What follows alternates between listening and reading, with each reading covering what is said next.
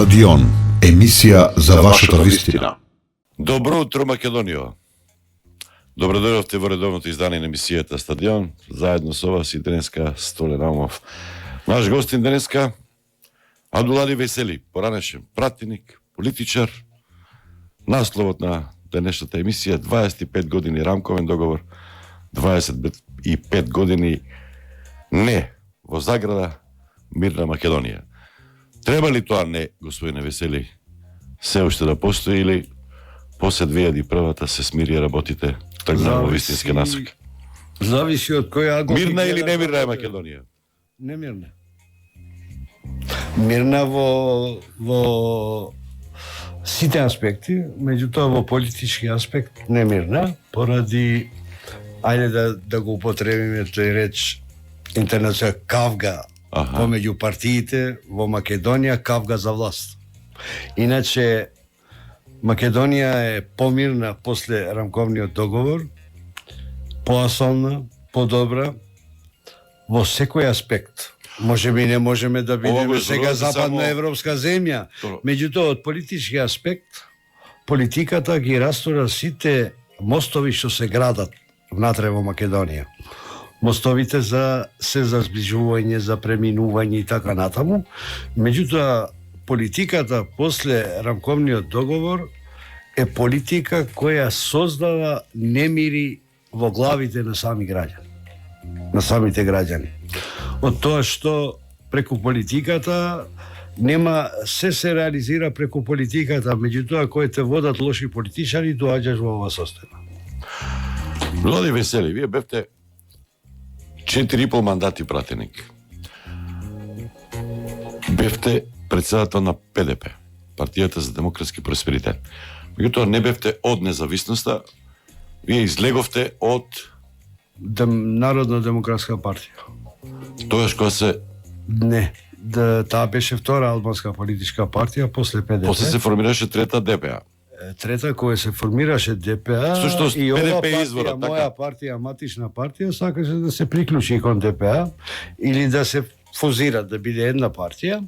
Тогаш и јас и господинот Месел Билали и многу други, сега зборувам за пред, ние бевме 4 пратеници во таа партија и не се согласувавме со ставовите на партијата дека треба да се здружат со ДПА на Менту Тачи и тогаш јас и Месел Билали преминавме во редовите на ПДП.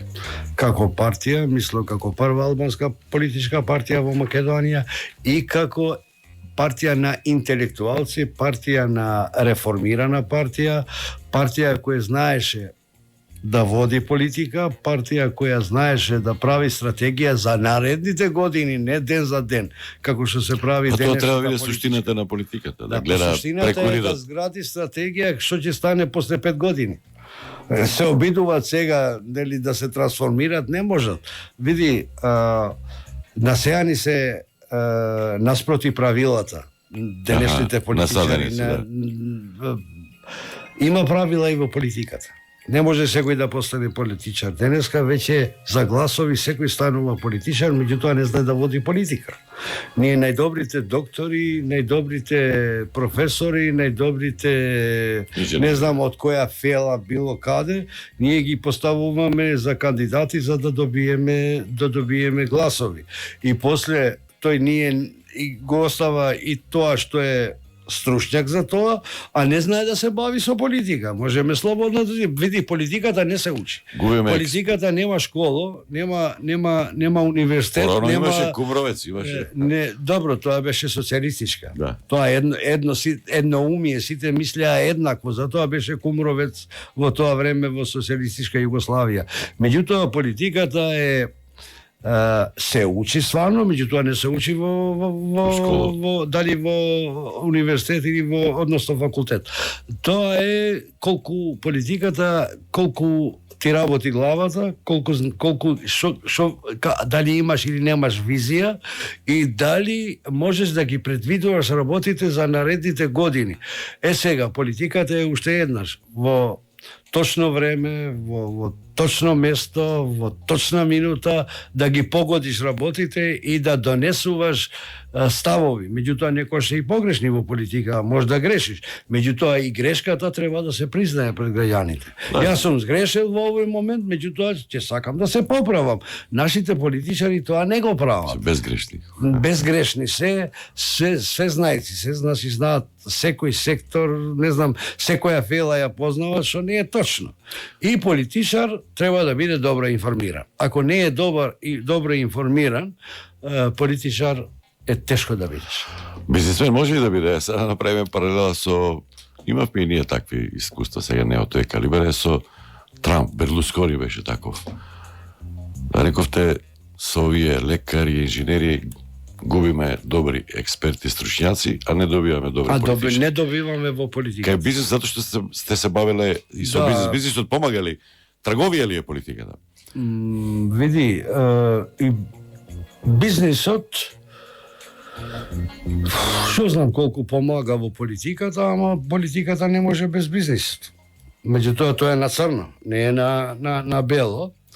Меѓутоа, тука за лошо на сите. Во Македонија, сега во Македонија, можам и пошироко во регионот да зборуваме. Он се размислува што ќе добие. Па ништо, тоа е, ја злоупотребуваат функцијата, значи во политиката доаѓаат преку бизнисот, а после ја злоупотребуваат функцијата за собствен бизнис. И тоа е, види, кај да одиш, кој добива, го финансира, сега веќе дојде време да го финансира бизнис секторот. И кој ќе дојде ако добие, тоа е коцка, И ако добие, тој што ќе добие, ќе ги врати. И тоа е веќе легално во Македонија. Се знаат кој ги зима тендерите во секој град и во цела Македонија. Се нивни блиски луѓе кои... со државното финансирање на партиите, тоа требаше да се смени, за да се не може, тие државни пари, колку и да се, тие не стигат за овие кампањи што ги прават нашите партии.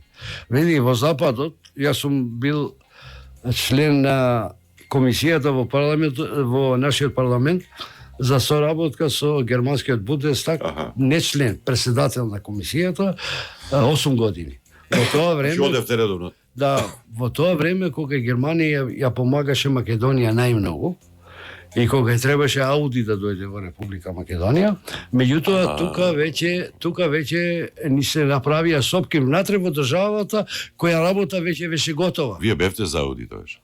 Бевме, јас сум бев председател, Тито Петковски беше председател на собрание, јас со него сум бил 2 пати во Германија, а вака сам со членовите на комисијата сме биле 10 пати и они доаѓаат 10 пати.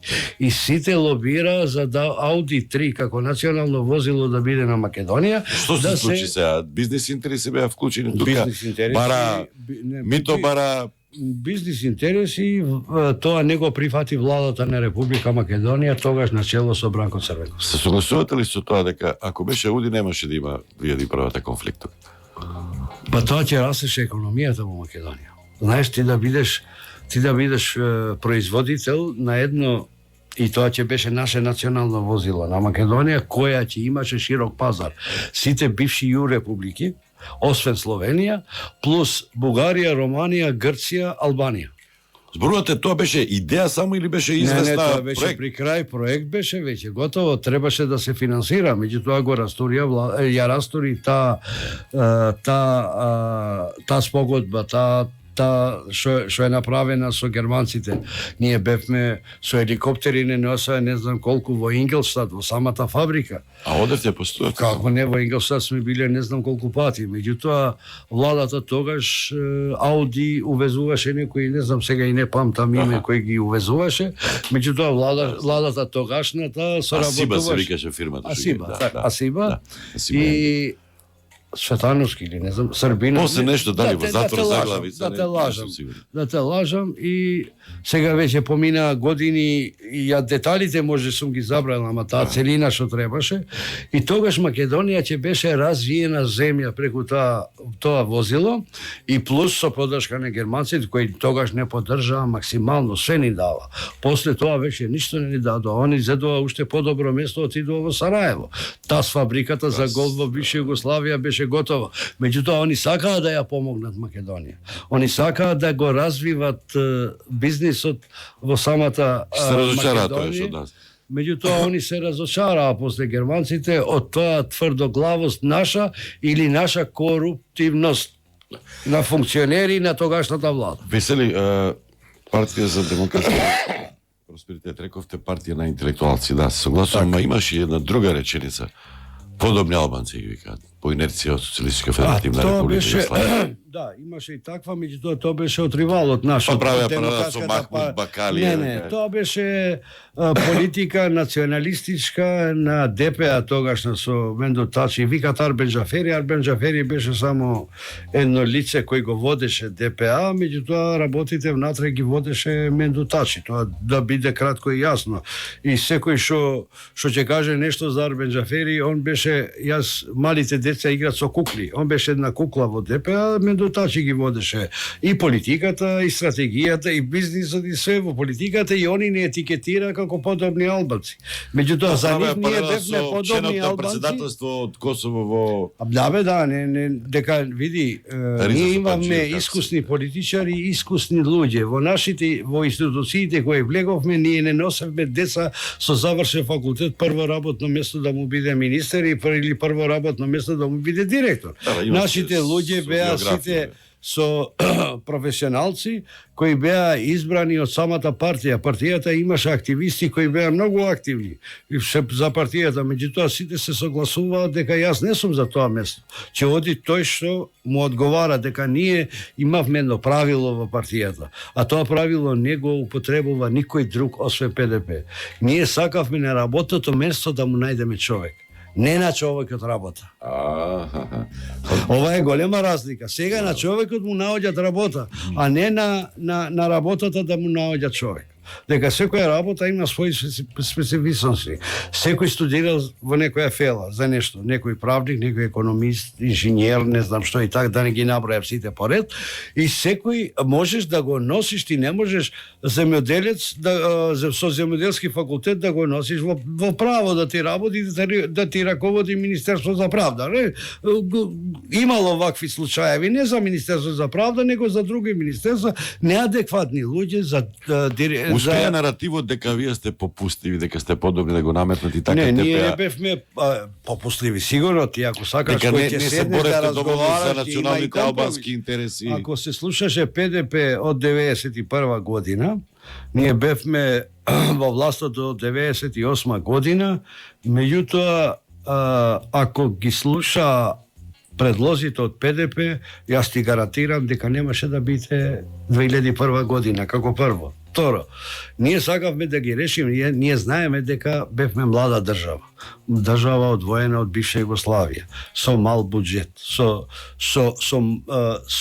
луѓе кои беа тогаш си живеел 50 години во една Југославија, може слободно ти кажам просрпски ориентирани, некои противници не знам што, ние албанците проалбански и така натаму, и имаше и ние ги разбиравме тие работи. И сакавме и дадовме предлог и до господине Глигоров, и до Црвенковски, и до сите други кои ја водеа Македонија, и дај да ги решиме работите чекор по чекор.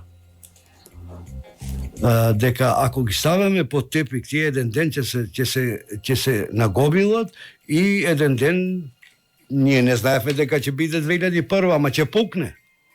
Не знаевме дека ќе биде конфликт, војна или како сакаш нарекувајќи, ама ние дадовме... Од ДПА ќе ви кажат со Јупче Георгиевски, ние таман почнавме да ги решаваме токму тие.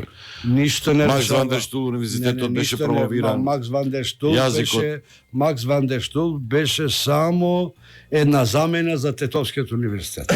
Види, Тетовскиот универзитет се роди. Знаеш, тогаш господинот Фрчковски излегуваше мртво дете, не знам што. Да, види, во политиката никош Софија Тодорова тогаш беше министер за образование, ако не се лажам. И сите викаат тоа е мртво дете, почна со полиција, не оди така. Тоа се роди. Тоа што го поддржува народот, тоа што го поддржуваат граѓаните, тоа веќе не умира. И затоа они за да го спласнат оваа идеја, и рекол ајде ќе отвориме Штуловиот универзитет кој беше ни прифатлив тогаш за ПДП, дека знаевме дека тоа ќе ги донесе сите други работи понатака. Ние не знаевме што ќе се случи, ама знаевме дека меѓуетничките односи одат кон растурање, кон неподобрување. Ние, јас да ти кажам пример Тетово, ние порано сме живееле заедно, никој никому. Меѓутоа почна да се дели општеството. Почна да се дели на лев, не на тука класично нема лево десно, не можеш да ги наречеш партиите леви десни, дека се немаме таква структура. Тоа почна уште со протести за педагошка кој беше за на албански јазик да се учи. Па види, ние прво баравме педагошка, излегува сите тие ти се функционери денеска, што излегува на протест. Сите тие се функционери, сите стана први луѓе во ВМРО на Лјупшо Георгиевски тогашна. Дека ВМРО сега можеш да го кажам, ама да мораш да спомнуваш председател, дека ВМРО имало такви смени во председателството и во самите председатели што можеш да ги спомнуваш со имиња. И сите тие луѓе кои беа против албанците седеа пред собрание. Чак тогашната влада и тогашниот парламент му дадоа избор на студентите да влезат во собрание да го покажат да Филип Петровски и така натаму. Меѓутоа тие беа млади. Тие беа проучени од не заведени биле. Сигурно, меѓу ти да бидеш против твој. Сега не може педагошки, излегоа интелектуалци, сите беа интелектуалци, тие и го оформија да беше педагошкиот факултет и чекор по чекор, после друг, трет, така, во слоб на овие факултети што постојат на македонски јазик, немаше да се случи тетовскиот јазик, ама ти го затвораш, не сакаш да му дадеш за дека неавме ние веќе наставници во средните и основните училишта. И ти излегуваш, протестираш со чадори, а немаше кој да предава на албански, да. Па немаше професори, поради тоа што ние у бивша Југославија учевме во Приштина, јас сум завршил во Скопје, ама 99% во Приштина, Загреб, Белград и така натаму. Белград веќе помалку, Белград беше порана генерација од 68-ма, Джафери учеше таму или работи? Па старите интелектуалци, кои се во живот или не се, многу ми научеле во Белград тогаш, во Титова Југославија. Од 74-та која се отвара Приштинскиот универзитет, учат веќе во Приштина и некои во Сараево, Загреб, Љубљана, а во Белград веќе... Весели, и независноста не сте биле пратени тогаш, меѓутоа кога се вклучите вие? После тоа 94? Јас официјално во политика официјално 91 година, да. Од почеток? Од почеток. На тие избори учествувавте како партија, како... Коалиција ПДП-НДП, беа 23 пратеници беа коалиција. Аха. Тројца беа од НДП, а 20 беа од ПДП. Значи, тоа беше коалиција ПДП-НДП. Добро го знаете тој период кога требаше ВМРО да помогне, не сакаше со албанци да коалицира, па кога се носеше химната, кога се гласаше знамето Вергина, како се наметна, па после тоа вие за уставот не гласавте, а за знамето кракото мислам дека гласавте после тоа. Така беше? Да. На референдумот бойкотиравте? Да. За тие работи од денешна дистанца што може да кажете? Од денешна дистанца јас ти викам дека сме имале право. Знаете зашто? Тогаш референдумот што беше за самостојна Југославија, ама со приклучување кон Југославија, конфедерација. Каква лојалност покажувате кога не сте биле за независност? Вие не сте биле за независност заради вториот дел од прашање? Ние бевме за независност, меѓутоа него прифаќавме второто прашање.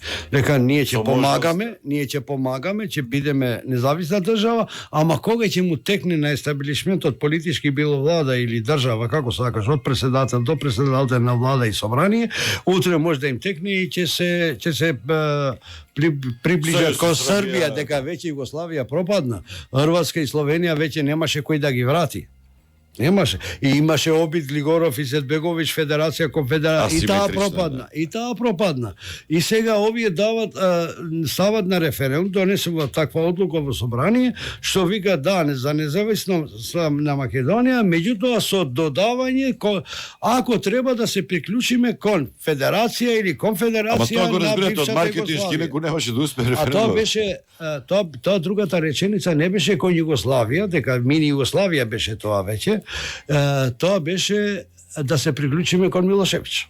Сега, нас во тоа време за Милошевиќ нити сакавме да слушаме, а тука во Скопје се држеше сликата на Милошевиќ во автобусите на ЈСП. Види, тогаш беше толку бевме непаметни и македонците и албанците. Јас ти кажам, ние не седнавме заедно, ние тогаш се боревме, или поточно ќе ти кажам, македонците се бора, условно кажам, не зборувам сега за граѓани, зборувам за политичари. Кој ќе владе со Македонија? Кој ќе биде стопан на Македонија? Дали ќе бидеме ние македонците, а албанците ќе бидат уште слуга како за времето на Тито или времето на Милошевиќ после дојде. Затоа викам дека тоа беше неприфатливо. Второ, за независноста ова било, за референдумот исто така, они референдумот држаа за ова прашање и тогаш ти ќе имаш против удар. А разговаравте ли на оваа тема како да биде прашањето или не ве прашуваше никој? Да, не. Разговаравме. Разговорите беа како родител со син. А кога е мал синот, ти можеш да го раководиш како сакаш и што ќе му речеш, тоа ќе... Денеска не е така, ама тогаш беше, ние сите сме, кои живееме во Балканот, не само Македонија, во Балканот ние сме биле послушни кон родители и кон тоа. И они мислеа дека ние ќе бидеме уште слуга на таа политичка номенклатура. Тогаш мислеше дека албанците никој ништо, ако сакат нека прифаќат, ако не, државата е наша. Државата не е ни моја, ни твоја. Државата е на граѓаните кои живеат, кои ја составуваат. Не само за Љупче, туку и за Бранко Црвенковски, така се однесуваш. Да, тогаш во тоа време кои се водеа разговори, не се водеа со Љупче Гергиевски, со Киро Глигоров, Бранко после дојде после 2 години, нели начело, ама он беше една истакната фигура во самата СКМ ПДП тогаш, СДСМ. Гошев беше. Да, Гошев беше, па и Бранко беше. Бранко не дојде случајно председател на владата. Меѓутоа, он беше и пратеник, ги знаеш и неговите појавувања во собранието и така натаму. Меѓутоа, тога беа непослушни таа политичка номенклатура и не беа за диалог, него беа да те уценат. Сакаш ова прифати, сакаш не прифати. И како ќе прифаќаш нешто кога он те уценува, вика или земи или да, па како да земе? Ние седнуваме да разговараме, меѓутоа не наоѓаме заеднички јазик. Ние дека не бевме непопусливи, ама нешто да има. Ние сме предлагале тогаш, памтам, од сегашно време, и пред Глигоров и пред сите други политичари. Сакаме знаме на Македонија. Да, тогаш уште не беше проблемот со Грција, со Вергина. Океј, знамето нека биде државно ова. Дали е тоа од Вергина беше. Меѓутоа, ние имаме наше национално знаме, албанците. Да и македонците да има свое собствено знаме, а ова нека биде знаме на државата. Никој не прифаќаше. Они сакаа да имат едно знаме каде ќе се идентификува само македонците. И ние неавме, тогаш, втор предлог беше, дајте бе во тоа знаме да има нешто, дека во ова Македонија живеат и албанци.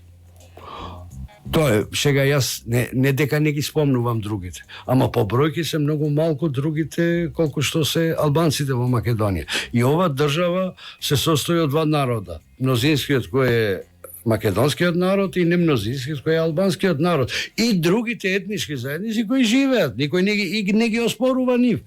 Меѓутоа ти ги гледаш политичарите македонци денеска, кои ќе спомнуваат македонци, што е во ред, кои ќе спомнуваат албанци и не застануваат тука, ќе ги спомнуваат уште 5-6 други националности. Добро, и така треба. Види, не може во секој, не може јас да бидам. Види, јас како албанец ги почитувам прво македонците, па второ ги почитувам бошњаците, србите, турците и трет народ се турците во Македонија со проценти на пример. Меѓутоа не можеш да ги ставаш во еден ист кош. Албанците и сите други со тоа што ги почитувам. Не викам дека, меѓутоа они сакат да го види, да не речат сега македонци и албанци, рамковниот договор кој го направил бе? Да, ова диалог меѓу албанци и македонци беше рамковниот договор. Бинационално размислување, бинационална платформа. Зборуваме за мултиетничност, реалноста е за граѓанство. Јас зборувам за граѓанство, ама реалноста е ова. Ние сме го прифатиле ова реалност мултиетничко општество од независноста на Македонија.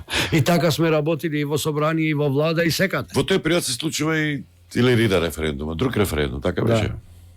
Тој е против удар на тој Албанска- референдумот, што сакавме да имаше глави во Македонија. Албанска војска, оружје имаше. Да. Албанска војска имаше, што го викаат паравојска, нели? Да. Меѓутоа таа војска не е излезена од самото себе си или против државата. Тогаш ние сите страувавме од Милошевич. И тогаш беше договор За Глигоров. некој чудна теза дека Глигоров знаел и он го мотивирал тоа, го стимулирал. Истото го повторувам. Само може и сега и подетално да го кажам. Да. Тогаш имавме страх од дека Југославија се растураше. Војна имаше во Словенија што траеше многу кратко, ама војната во Хрватска не е така. После се случи војната во Босна. И сега ние имавме страх дека Милошевич може да удри на Македонија и се размислува се за 6 до 8 сата може да ја окупира Македонија Але шеше, како една сакаш. дивизија, една... Не бе, ама пратали. војската беше цела тука во касарница. Немаше потреба да праќа. Нема, да, и он само ќе го извади војската низ улиците и завршена работа. И тогаш ние се како дојдовме до средби со Глигоров, нашите представници, нашиот поточно беше секретарот на партијата, господинот Мита Темини, и разговара околу тоа како да се браниме од евентуалните напади на србите. И тогаш дојдовме во заклучок дека се формира тогаш паравојската или народско кажано и синаптица беше. Да, во... Да, ја сега затоа реков по детали. Кочени виница. Ова беше да се вооружа, да најдеме кај да најдеме оружје, да се обидуваме како албанци и како македонци, да се вооружува народот за да можеме евентуално ако не нападнат да се спротиставиме, да се браниме, не да се да окупираме некого, него да се браниме. И тоа беше договор Глигоров, Мита Теминин и тоа го знаеше и Невзат Алили, председателот на партијата. И тоа после го злоупотребија властите, кога веќе се смирија работите, стварно дека биле вооружени албанците и македонците биле. Не едни против други. Сите заедно против окупатор кој сакаше нешто, тоа беше Милошевич тогаш и затоа помина малку се спласна работите и тогаш ајде Мита Темини отиде во затвор за една договорена работа. А сето оружје е вратено во МВР. Глигоров како реагираше после тоа? Можеше да ги Ништо не помилува. реагираше, Можеше да ги ништо го не помилува. реагираше. Тогаш јас бев многу налетен со мојата партија. Министрите си седат во влада, секретарот на партијата ти е во затвор за работа која е во договор со власта за да ја бранат Македонија, не да ја нападнат Македонија. Тоа оружје не беше за напад на... Вие тврдите дека не беше тоа против македонската Не. држава, туку беше за одбрана од Милошевич. Па договор за одбрана од Па Милошевич. се формираше Арама тогаш. Па немаше многу, не, уште беше ништо, Арама не знаеше кој генерал ќе Територијална оди. Имаше територијална одбрана, немаше никакво оружје. Ме разбираш, тоа беше се намерно испланирано, земено од србите, од таа мини Југославија, ама од србите. Тогаш владееше Србија со Југославија, со таа мини Југославија, и затоа немаше оружје. Тоа оружје е договорено и е донесено од надвор за да се бранат граѓаните на Република Македонија. Дека јас сум бил сведок и вика, ајде нас македонците може нема да не удират многу, ама вас албанците ќе ве удират затоа да се браните. И тоа е договори. После тоа, кога и веќе дојде, сега што да им правиме на се овие повлече зеле, после, да се повлечеме од ова работа, и так ги затворат челните луѓе на ПДП, а нашите министри седеа во владата. Ова е тоа. Значи, ние сме ги одвоили работите државни, а иако беше секретар на партија да ти отиде, тој е идеологот на партијата. Невзат Алили беше председател, овој беше секретар, идеолог на партијата која ствараше ПДП, кој знаеше да преговара ПДП под нивно водство, посебно под Мита Темини, знаеше да преговара. Знаеше да попушта, знаеше што е диалог. дека во диалог нема, ако станеме во собствени ровови, Компромис, да. нема диалог. Ја ти во твојот ров, ја во мојот ров, и ако не излеземе од тие ровови, нема тука. Зборувам се политички, да. Споменавте диалог, средби. Имаше комуникација, вие на кои имате и бизнис димензија во вашиот живот, како семејство Ата Комерц, како се викаше, позната беше, имаше бензинска, што беше позната таа бензинска контето, Црвенковски со Ахмети ли стрекаваа таму. Тоа беше како интересно место кај што нема политичар кој не се сретнал во таа. тоа бензинска со мотел, така? Да. Или со ресторан? Да, нема. Тоа било место каде дека јас сум бил во политиката вклучен и сум бил секогаш подпредседател на партија и на крај бев председател. Сум имал функции во партијата, плюс сум имал државна функција пратеник, што сум можел да имам секаква функција, меѓутоа не сум сакал освен пратеник ништо друго. Функција која сакам да одговарам пред граѓаните и да помагам на граѓаните, ама не да имам бенефити. И ја не сум прифатил никогаш да бидам во извршната власт поради тоа што ми било помирна глава дека Па може би не сте прифаќале одговорност. Не, одговорност сум прифатил, пратеник ти е поголема одговорност него министер. Па ако гледате од денешно време. Не, денешно време е друго, веќе владата ја контролира собранието. Ние знаеш дека предлозите од нашите министри сме ги вратили во собрание. Во тој период. Во тој период ние предлозите од владата кои Имаше потпишале одвоеност наши меѓу министри. законодавната и извршната Да, власт. имаше, иако бевме една партија. Имаше предлози од владата кои доаѓа со подпис на неш министр. Премиерот ги подпишува сите, меѓутоа од ресорот на министерот кој беше од ПДП. И ние сме го вратиле тој закон, сме дале 100.000 амандмани за да не може да помине, врати, ова не чини. Знаеш, и тоа е сега тоа го нема веќе.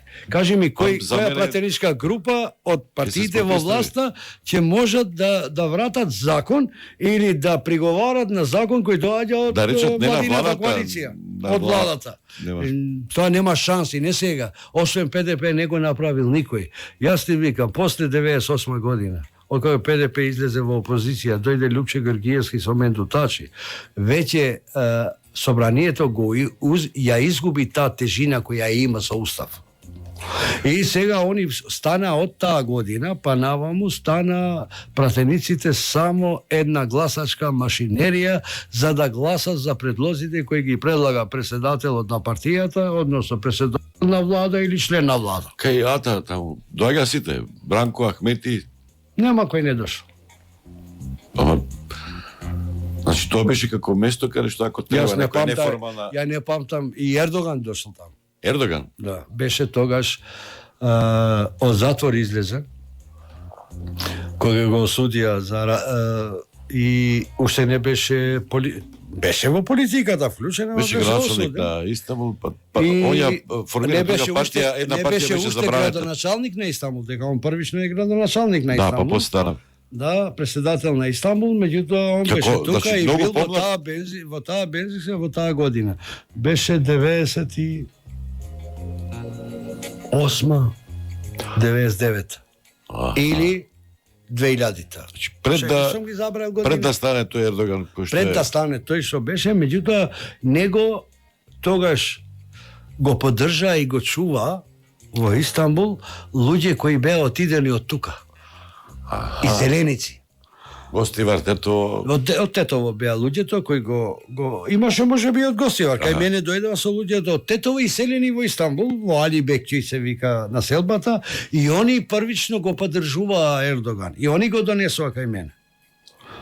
Ја нема во тогашно време нема кого не сум сретнал. Нема кој со кого не сме седе во партија и во тоа Ата што викаш. Меѓутоа тоа е тоа. Помина, јас можем само да кажам за себе си дека не сум одмагал, сум помагал колку што можам, меѓутоа сум имал еден принцип во животот. Вака стои. Ако јас не сакам себе си, нема да те сакам тебе. Биди сигурен. Ја можем само да ти правам чеф, ја те сакам тебе повеќе од мене, тоа не е така. Значи, јас сум отишол да ги сакам албанците. Ама не да ги мразам македонците. Дека ако не ги сакам албанците, не може да ги сакам македонците. И јас сум сакал да ги ставам во една рамноправна положба, дека сите сме граѓани. Без разлика што судбината ни е по етничка припадност, едните да бидат македонци, другите албанци, по верска исповест, едните да бидат православни, другите да бидат муслимани. Меѓутоа, луѓето, јас сум ги делил во животот на луѓе и не луѓе. Јас сум така воспитан и од моите родители и од моето опкружување. Весели, ако толку беше силна, еве, јас велам, како кадар, како интелект, ПДП, како јас нема? Еве, денеска реши да не постои, може би номинално постои. Првото Што се случи? со ПДП се случи дека 98 година Испадна секоја нова албанска партија што се формираше беше понационалистичка. Каде е крајот сега? види, Кој ние ќе почнат бевме- албанците за овие теми да разговараат Ние и бевме- така да се представуваат и да бараат Да, гласови точно за така. економија, за Ние не знаевме да водиме политика друго пред албанците, друго пред држава. Тоа што го зборевме пред албанците, го зборевме и во собрание, и во влада, и насекаде во институциите на државата. Ние не Како знаевме ПДП, да ги како ПДП. Ние не знаевме да лажеме. Прво. Второ, нема политичар кој не лаже, да не да, меѓутоа умерено колку дозволуваат до лимитот, до границата. Не можеш да поминеш дека тоа како што прават другите. Ветува се и сешто, ама ништо не прават. И јас мислам дека ПДП како прво беше партија која имаше поддршка од граѓаните. И 98 кој се состави владата на Лјупчо Георгиевски со ДПА, ние бевме победници како ПДП со 14 тоа пратеници. ќе направен. Да, и 11 пратеници, како што се случи сега, тогаш се случи. Значи немаше причина да се лути Груевски дека победник со победник или па дуира. Не, Тој немаше, преседан е направен не уште беше со- Груевски, тогаш беше Лјупчо Не, Георгиевски. и после тоа се случува, ама Да, преседан ама пропат е прво се направен случи, тоа. прво се случи во 98 година. Не, имавте најмногу. Преседанот кој се случи и тука веќе почна да се револтираат граѓаните. А Георгиевски тоа Дека рече дека традиционален партнер коалиционен Без е разлика, ДПА, без шофери. разлика, без разлика дали ти е традиционален партнер.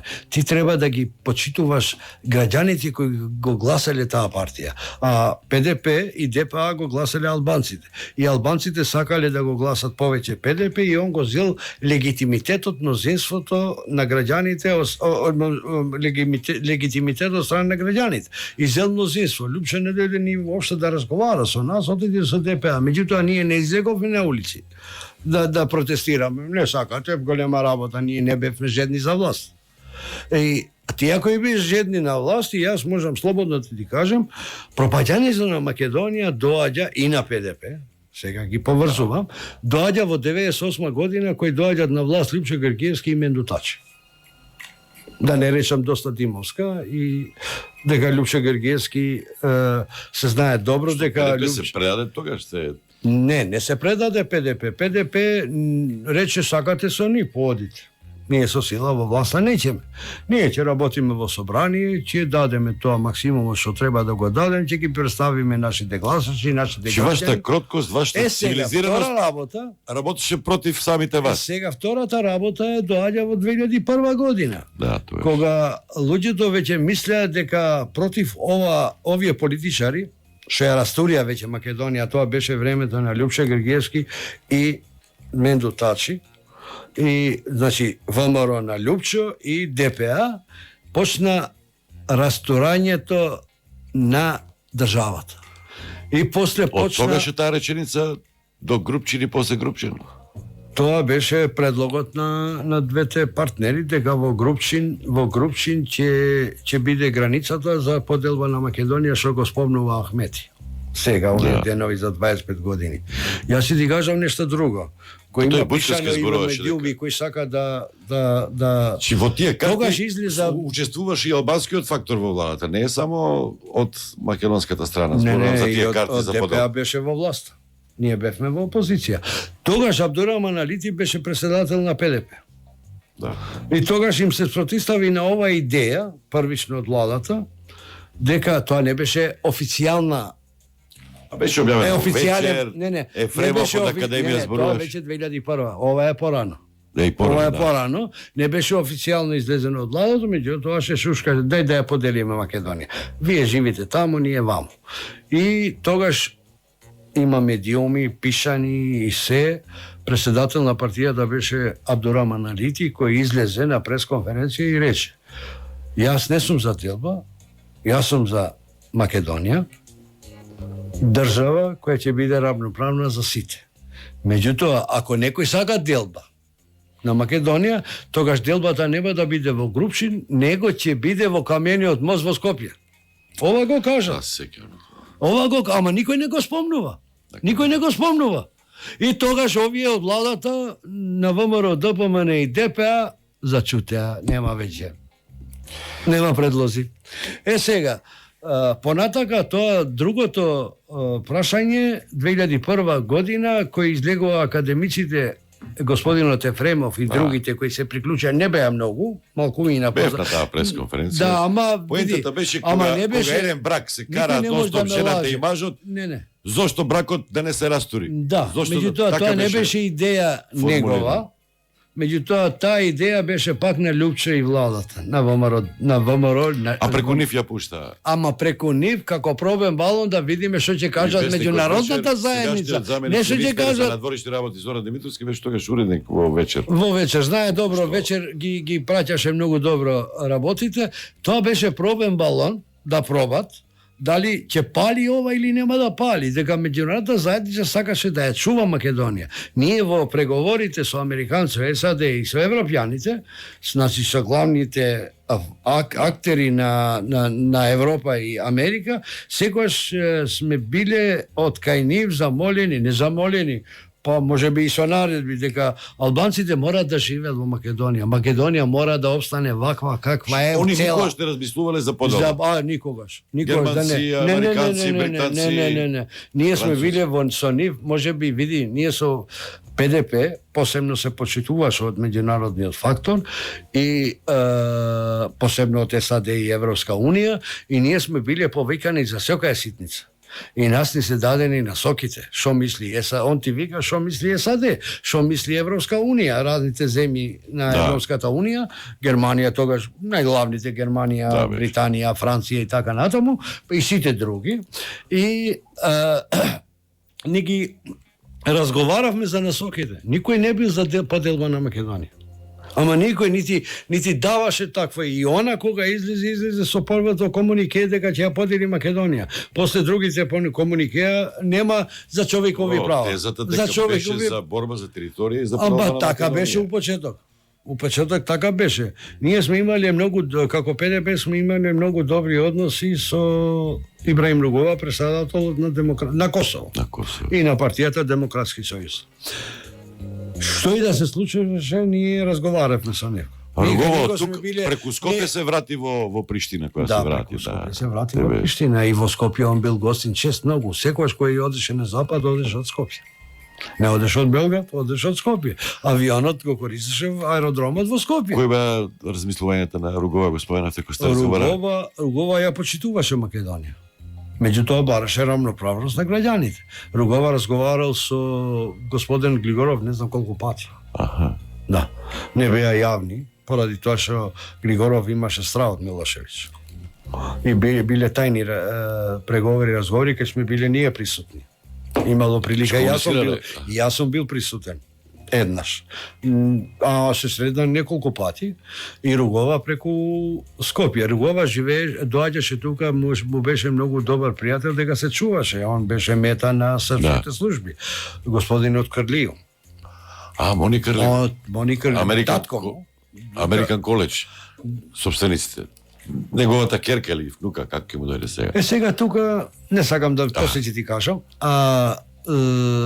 и беа тие многу, он кај нив свиеше. Ни во хотел не свиеше, а се сретнуваше само со ПДП. Со ДПА никогаш. И со Глигоров има средби. Он не разговара со секој луѓе. И ние за секоја потреба што имавме, одевме кај него. Или он ќе дојде тука. Он не доаѓаше тука за нас, он доаѓаше само кој поминуваше, он не доаѓаше нас да не види. Да. Он само кој ќе оди во западот и разговаравме. Секојаш бил тој човек што да ја чуваме Македонија. Да Македонија само да биде, он бараше и од Григоров да биде рамноправна за сите. Да не ги делиме луѓето на... Имаме слушател. Добар ден. Дали сте се уште на линија? Слушам. Повелете, ставете ги слушалките. Поздрав од Могила. Ве слушам, повелете. Сами еве во разговорот почнавте со политика, со луѓе кои партите ќе ги стават на функција, доктори, бизнисмени и така натаму, после отидовте со Ауди, и тоа му е целта на сите партии, фабрики, хидроцентрали, рудници, фотоволтаици, а не со извоз на храна и да ги заштитат земјоделците. Значи од земјоделците прават фабриканти. И таа партија беше во склоп на тоа. Сега, што е важно? Јас во една прилика, кога беше тутунот, ти кажав да го викните министерот тогашен Цветан Трифуновски. За жал, ако не иди некој министер да се соочи со тие што протестираат, пример, ако има во екологија нешто, значи друштвата кои протестираат, треба да ги стемните наспроти министерот. И таму да се види борбата. За утре да нема друг што ќе лажи. Значи, ние како Пелагониско поле, фармери Југозапад и националната земјоделска мрежа, успеавме да го смениме едниот министер. Но сега е истата политика тера и другиот. И никој таму, јадите не без... Кој сега? Ова е уште кога од социјалистичка партија, така? Па, уште еве сега, гледај, сега житото се откупва без цена, не да се мнувате министерот, ќе јадиме ние пшеница од Украина, бе столе, од Украина пшеница, не е српска, да ме слушаш, не е српска. Да, знам, ама од нашиот крај, од Николе таму. Ама не го викаш министерот, така? Некој теми што се тогашни ќе го викнеме. А не в година што заминато, така? Еве, сега пшеницата е без цена, државна цена треба да има. Нема. Така, и албанците, и македонците, сите се потрошувачи. Сите се потрошувачи. И тие јадат помоли. И сите произведуваат. Така, и тие произведуваат. Значи, темата треба тука, во секој студио, кој изгреше, без разлика, некој протестира за екологија реки, со фекали, со канализација, неодговорност. Тука, пред тие, овие, пред другите. Значи, таква емисија треба да водите малце. Сега додиме понатаму. Ја поздравам и гостину и емисијата, значи, стално ве пратам, знајте, критики на место давам. Не одам така. Народот треба да се слуша. Не да народот да види глугонем, како примерава, пак се навратам на Цветан, го прашето цела Македонија, дуре дојде до Битола, каде се на обичен телефон, но пропадна Себа вода. Значи, Себа вода. Не може тој да клај слика или се столе таму клава слика, кога се носи да напиши се во ред, а ние не слушаме што е. Нема ни критика позитивна, нема ни негативна. Добро, имате ли прашање нешто за рамковниот, за 25 години, тоа не е главната тема. Ама ја расширивме сега, тоа ги 35 години независност, веќе почнавме со... До сега еве политичарите, пример како Груби и Николовски, исто си тераат со Бехтел и Јенка. Значи, прашање немам, бидејќи тие исто тераат, се му е договорено, нацртано, помна и господинот. Поентата ми е, нема албанци и македонци која пари се во прашање. Нема проблем. И тоа го тераат, додека народо таму гладува. Поздрав до емисијата, ваква, значи, вакви треба... А ки излезат надвор, се напаѓаат. Се напаѓаат до кафана. Благодарам. После кафана седат заедно, столе. А во кафана не, се напаѓаат во собрание, во кафана се дружат, пијат. Благодарам за собрание пред очите на јавноста, да. Добар ден, уште еден слушател, ало. Добар ден. Ве слушам, повелете. Се слушаме? Да. Се слушаме, така? Така, повелете. Зборувајте. Ало? Ве слушам, зборувајте, во програма сте. Едно прашање до Весели, бидејќи се представува миротворец. Дали се сеќава како реагираше кога полицијата се бореше со тие што не сакаат за факултети да се отвораат во Тетово, како тој ги стиреше да фрлат со камења према полицијата Весели, и една друга ситуација со незаскалинието, сето тоа беше договорено, и една друга ситуација кога беше конфликтот 2001, како и колку пари му дадоа на началникот на сектор на полиција што беше во Тетово за да ги предадат битолчаните во Вејци. Конкретно прашање. Тоа е прашањето. Добро, благодарам. Весели, повелете.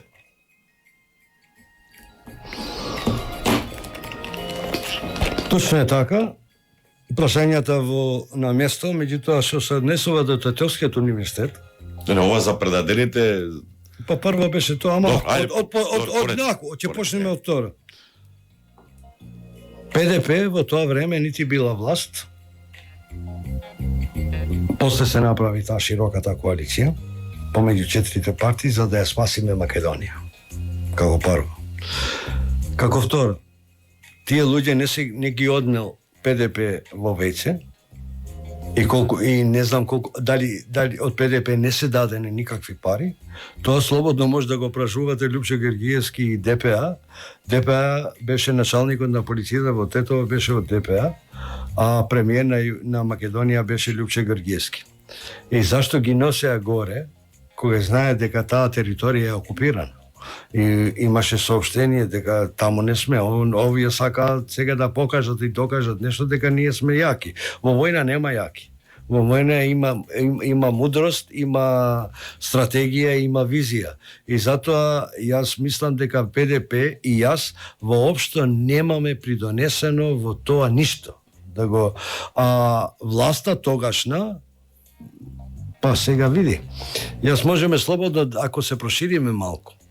Зашто дојде конфликтот од 2001 година? Од тоа што 10 години или 8 години, 10 години се ставеа работите под тепи. 98 кој дојде ВМРО на Лјупчо Гергиевски со ДПА, се загрозија сигурноста на граѓаните во Република Македонија, и албанци и македонци, а посебно на албанците.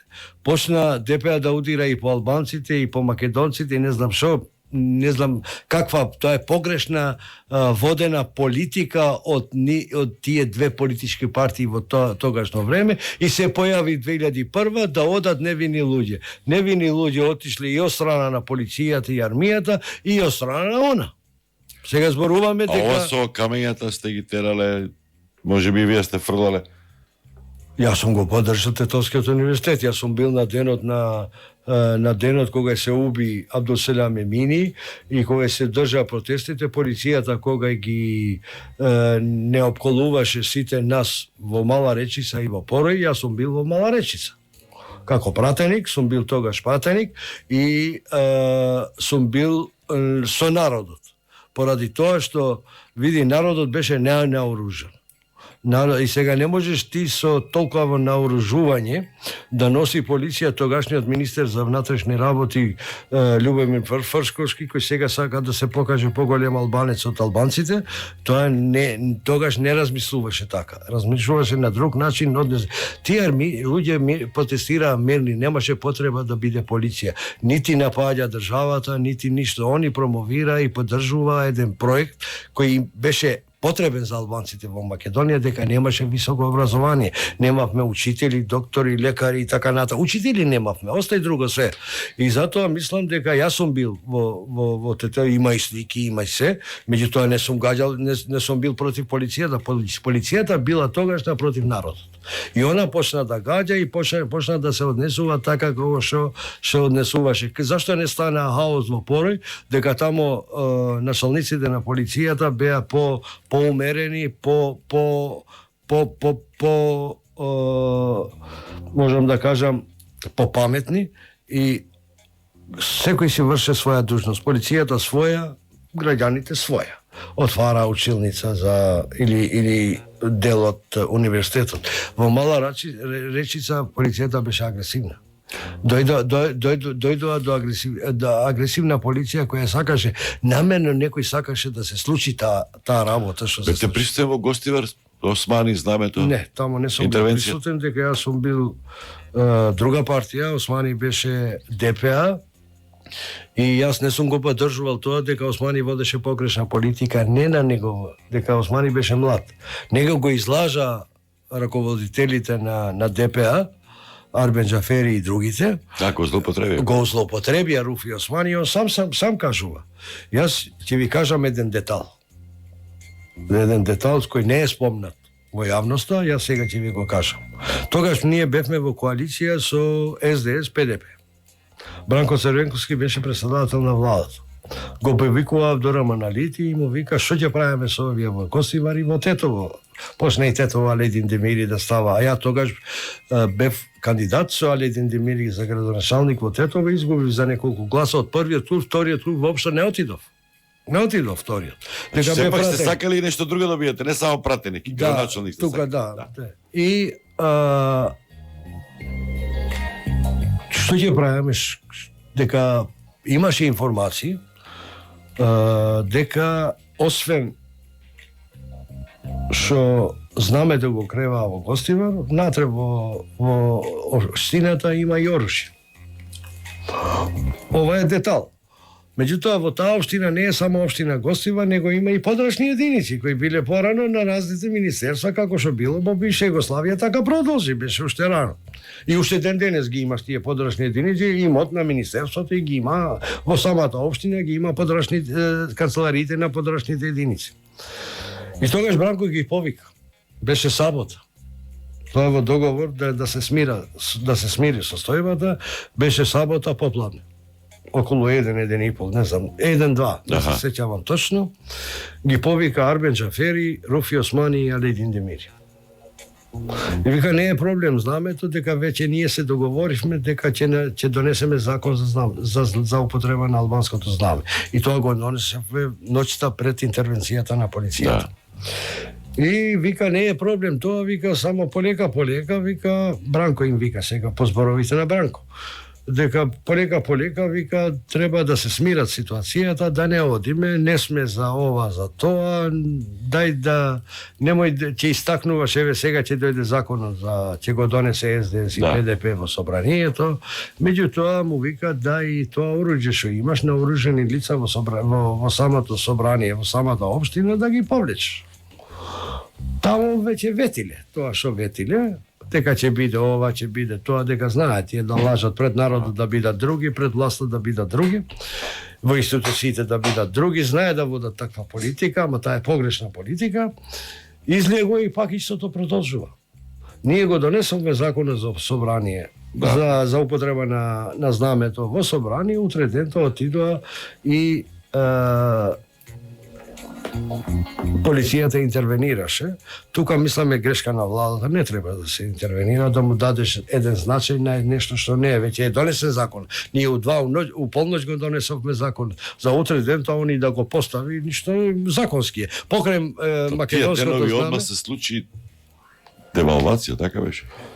Не, тоа беше девалвацијата беше со нешто друго, со прислушуваните материјали за доста Димовска. И имаше, за да се Еве ќе ти кажам за тоа, требаше да девалвира денарот, да не биде во јавноста голема галама, Бранко... Дали со Гостивар, дали со доста не се сеќам точно. Со прислушуваните материјали за доста Димовска и за ВМРО, кој не ги обелодени Бранко Цервенковски, него им ги даде на службите, тоа веќе во обвинителството и тоа веќе се затвори таа тема. А тоа беше ова, знам не викат одма итно седница на собрание, зашто ќе се обрати премиерот во... Јас знаев зашто, дека на Абдураман Алити му имаше јавено дека треба да имаме седница поради тоа и тоа и тоа, а кој ќе дојдеш таму ќе ти кажем за ова и ова. Во вториот дел ќе се фокусираме на рамковниот договор, ќе го слушнеме и Маријан Горчев телефонски да го каже неговиот став, и тој беше дел од преговорачките тимови кои што беа присутни во Охрид. Реклами, па се враќаме, има и други слушатели. Слушате Стадион, наш гости на Влади Весели. Стадион. Емисија за вашата вистина. Добар ден за новиот слушател, ало. Ало, добар ден. Ве слушате. Па ја, поздрав до гостинот и до вас. Така видите, едно 70% ќе се сложам со истражувањето с господинот. Меѓутоа 30% ќе мора да му Кои се тие 30%? 30%? Па вака видите, јас ќе признам дека подобра групација на политичари од првата група што од ПДП што беа тогаш во Македонија помеѓу албанците нема да се вратат. Ама тоа македонска визура гледаш, од македонски агол, поприфатлива за македонците. Па мислам да и за државата затоа што не, поумерена, поумерена во ставовите и во однесувањето према цевкупната политика во државата. Тука да се разбереме, тука не можеме да најдеме мана на таа групација на политичари кои едноставно се појавија во тој период. Дали имало, да кажеме, грешка на македонската страна, може би имало. Што се однесува до, речеме, до дека нема да се повтори таа група на политичари кои едноставно така се однесува, зашто ако видите дека после нивното заминување ние добиваме се поекстремни политичари, па да не да кажем и покриминални политичари од албанската популација. Еве, хај кажете ми еден политичар од таа групација на ПДП кој било за што можете да го обвините за криминал или за било што. Еден да ми најдете. Нема. Сите се бизнисмени, сите се угледни граѓани, па да не дадете гледате дури, еве земете го и господинот од Царе, мислам дека он беше исто наш од ПДП, како го вика, кој доби на председателските избори 120.000 гласа, што е дури помеѓу македонците имаше уживаше. А Имер Селмани. Имер со ДПА, него формираше партија. И ден денеска тврдам дека во Македонија, доколку се прави една техничка влада, ние веќе имаме 5-6 политичи, да не кажам 5-6 политични албанци во кои комплетно може да уживаат углед и помеѓу македонците и помеѓу албанците да бидат. Салмани, да кажеме дека демокрација е ре, нова демократија, имаше и партија формирана после. Не, столе зборот ми беше дека се појавуваат политичари кои ќе може има дури македонците имаат доверба за да им дадат доверба да ја водат државата, она што се вика. Веќе на 30% знаете не може да се сложиме тоа дека еве ќе почнеме од питпазарските настани. И во вашата групација имаше одредени политичари кои се ги потпалуваа работите. Се сеќавате на господинот Сотир амбасадор во Шведска за питпазарските настани, како ги палеше луѓето додобичен, да не кажам настан криминален за работа на полицијата. Амбасадор во Шведска, кој подсетеме? Ова е како го вика, не ми текне сега. Знам дека беше првиот со... Молам? Од ПДП? Од ПДП. А Мухамед Халили, ама Лондон беше. Не, Мухамед Халили, кога одеше по кантите на битвата, собираше шижиња и деме кеве полицајците пиење, она без веза една акција обично за сузбивање на... Мухамед Халили сега е член на комисијата... Па тоа е, пазете, ама во тоа време малце беше поекстремен. Пазете, Столе, во тоа време беше малце како поекстремен, ги потпалуваше страстите. И речемер, не можеме да кажеме дека албанците немале право на високо образование. ПДП, да. Пазете, не може да речеме дека албанците во тоа време нема право на високо образование, кога има да не речем субвенционирана, да не речем повластена, што викаме ние квоти на факултетите, да кажеме ако за македонците важеше 90 за упис, за нив беше 60 за упис на македонија. Така, ама студира на македонски јазик, тоа сакам да ви кажам. Видите, што добија албанците со тоа што студираат на албански јазик, сем што се изолираат сега повеќе, сакам да прашам. Што добил? Еве гледам вчера реакцијата на еднаш ја памтам исто на изјава на ваш на гостинот мислам дека беше на канал 5 кога рече ние тогаш ги терам на албанците додату во полиција не икева.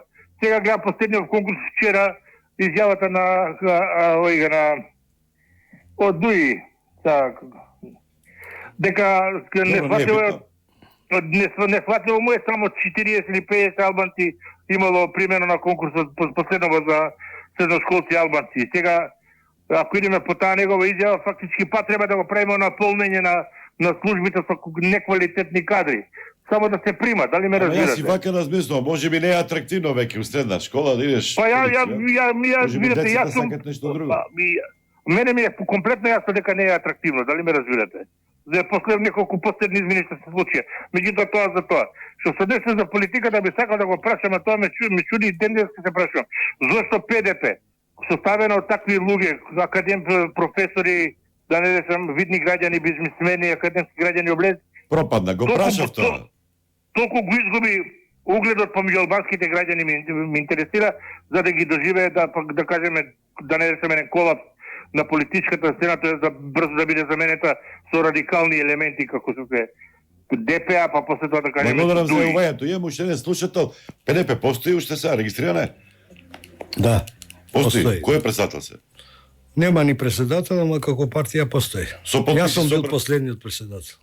Ама постои регистрирана? Регистрирана, со тоа само ти треба, ако сакаш да го активираш, ти треба да поднесеш 1000 потписи. Кога последен пат учествувале на избори? 2016. Од тогаш немат никако коалициони партнери. Јавно поддржувале, излегувале некој? Не. Добар ден, ве слушам. Добар ден. Поздрав од Битола. Верувајте ме дека многу внимателно го слушав гостинот, поготово после една фамозна емисија. И баш реков, ајде да видам што ќе биде. И да, во многу, како што рече и полицајецот, 70 со 30 ево така. Ајде ги анализираме малце тие 30, можда се и повеќе. Зошто ајде ќе образложиме. И вие се согласувате со 70%? Па знаеш како не можеш тоа да поделиш така, меѓутоа ако ќе сакаш да кажеш дека не за нешто си во право, за нешто не си во право или ги извртуваш фактите, ќе кажеш така, процентите не се битни. И да, признаваме ние како македонци, поготово што за сите тие признанија застане и Бранко Црвенковски, кој многу конкретно кажа во собрание дека кривицата за конфликтот од 2001 година е нашиот погрешно поставен устав, тој младиот наш устав, кај што ние можевме да го провниме баш по тој српски свет, како затоа што тогаш беше тој српски свет, а не денес. И тука признаваме дека е така, затоа што ние како македонци и поготово таа партија како државотворна партија не ги изигравме работите како што треба. И се одиме од хронолошки премона како разговараше гостинот. Значи не прифаќаме двојно прашање, затоа што не ми одговарале, а излегуваат на референдум и прифаќаат прашање, 5 прашања во еден одговор. Значи таму кај што ви одговара, вие нормално си излегвате, ги заокружувате затоа што од интерес Македонија да го изгуби името, а за тој устав вели во смисленост не признавам. Иначе кога го спомнавте оружјето, ние сите знаеме како дојде оружјето, поготово во Македонија и во Косово.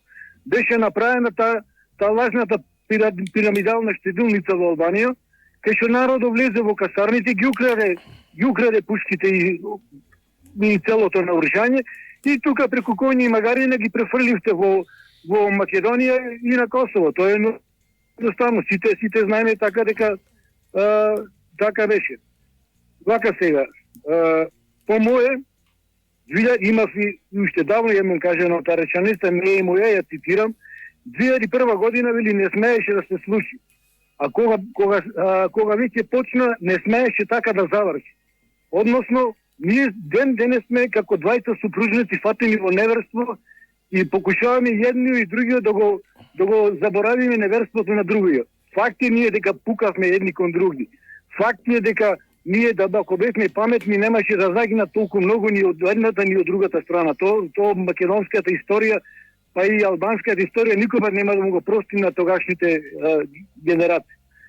И сега идеме до тоа се општите работи. Има уште многу работи кај што ние ги грешевме работите, кај што грешеше и Милошевиќ во својата поставеност и наследност, само кај што се надева демек ево земете го оружјето, ама нас ако ни треба, вие ќе ни викнете, ќе ве викнеме вас за припомош. И следиме до оние клучните работи, например, зошто ве почитувам гостин, например, да земите еден куп пари со джепојти да тргнете по Широксоког во Битола и да му давате по 1000 евра на секој што ќе ви изброи од 1 до 10 на албански. И на крај ние нема да потрошите ни еден денар. Мене ден денес не ми е јасно како може, например, а имам одговори, затоа ќе се надобразам на тоа малце погрубо, зошто македонците го учат со таква леснотија српскиот јазик, а има таква одбивност кон албанскиот. Ама не го учат како ние што го учевме ни српскиот, ни албанскиот, а го владееме, го слушаме, го разбираме, меѓутоа албански ништо не разбираме.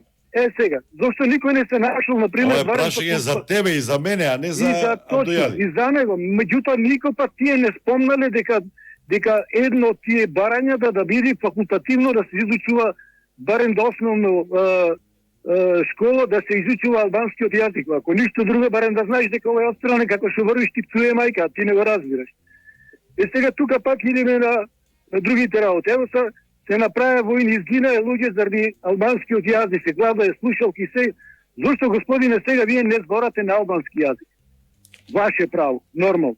Како сакате нема да се разбереме. Так, нема да се разбереме, точно. Значи, кој ќе сакате вие да не уценвате нас како македонци или било што, тогаш е албанскиот јазик загрозен.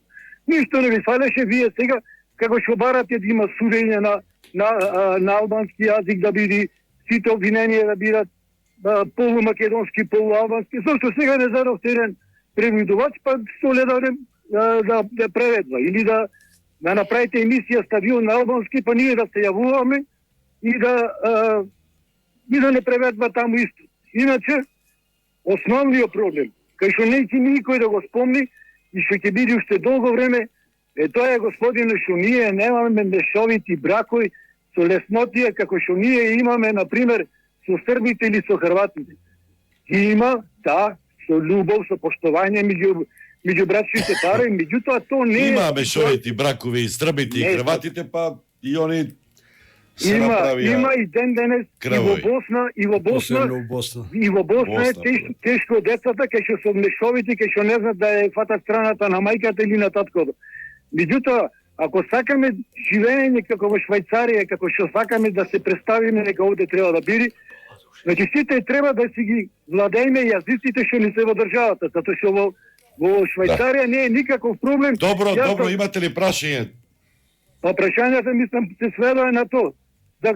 Дека многу работи, вие вировте многу полошо, вировте од времето на СДСМ со Бранко Црвенковски, кој на крај како поклон на сето тоа ги дадоа криминална територијална поделба, каде што се изгуби со животот, затоа што никогаш повеќе во Струга или било каде да клам Струга нема да има македонец за градоначелник. Така се поставени работи.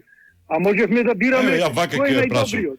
Во Кичево избра македонец. И што се обрна светот и за албанци и за македонците? И во Струга да направиме така. Зошто мораше да биде Па може еден ден ќе се случи во Струга. Зошто мораше Струга да биде за тоа одлучуваат граѓаните, не направена политика. Албанска. Зошто Струга како општина никој пат не била мнозински албанска. Па се додава. Мислите зашто поголеми села што беа општини претходно со голем број на жители беа придодадени кон Струга? Ќе најдете и во Струга некој зет албански. То не е дека нема. Во Кичево, Не дека нема. сопругата на градоначалникот Јас сум уштова да ви Албанка или кажам. Турчинка? Само што да ви Жената кажам. му е албанка. Аха. Јас целиот Ама може од кај мајка е турчинка. Може што е албанка е, татко му беше судија бе. Добро, благодарам за јавувањето. Уште една реченица, само Пред уште една. рекламите ќе одговорите или Само уште една реченица. Ајде Јас уште сакам една. само да му кажам дека целата своја младост јас ја поминав во Струга. Имавме куќа таму, баба ми е стружанка, така да јас имам другари албанци што многу поќе во кој што многу поќе можам да верувам него во другарите македонци, затоа што кај нив зборадарен збор, кај нив нема. Ние сме порасипани како македонци, поќе извртваме работата. Ако те засака албанец, тој е до гроб. Го знам тој, затоа и изборувам овие работи. Фала многу и пријатно. Благодарам за јавувањето. Поздрав. Може да одговорите или ајде прво реклами, режија реклами, па со Весели ќе продолжиме после тоа и барајте го Маријан Ѓорчев да го вклучиме. Стадион. Емисија за вашата вистина. Додади Весели. Многу прашања имаш, ај кратко да ги искоментираме. Па јас мислам дека за 2001 веќе коментиравме, а зашто ПДП изгуби како партија, реков 2002 година се створи ДОИ и мислејќи албанците дека таа е револуционерна партија, дека придонело за доброто на албанците, членството на ПДП си побегна си отиде во ДОИ.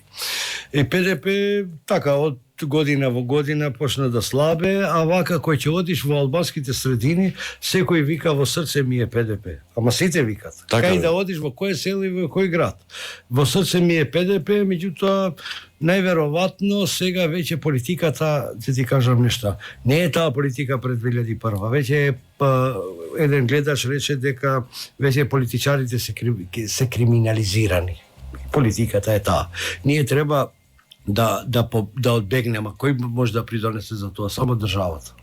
Органите и треба да, ако се гласа како што треба да се гласа, јас мислам дека ќе излезат на повидот многу политички партии кои биле дали придонес за ова држава и ќе дадат и поната и за граѓаните и за државата.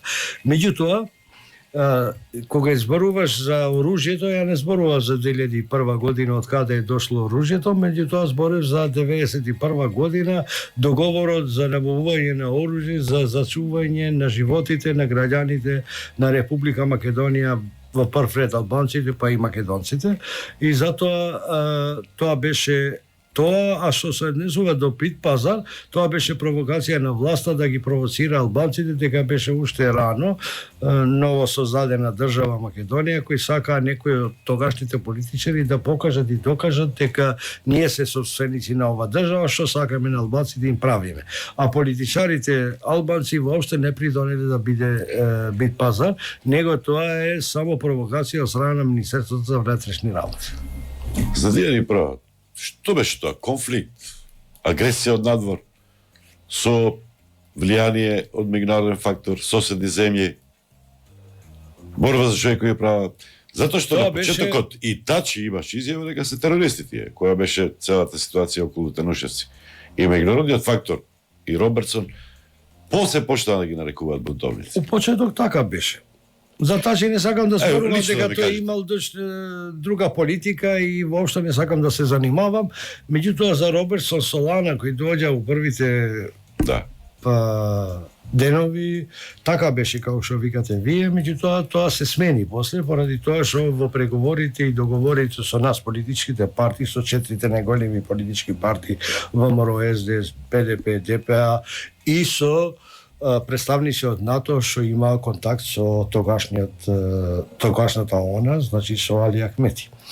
Мислам дека дојдоа до тоа дека албанците, ова е албанско востание, така дојде, тоа е востание поради тоа што за неразбирањето на албанците од македонската страна, не за граѓаните. Ама зашто ПДП и ДПА не го направија тоа? Ова е од надвор. Вие знаете ли воопшто дека се подготвува такво нешто?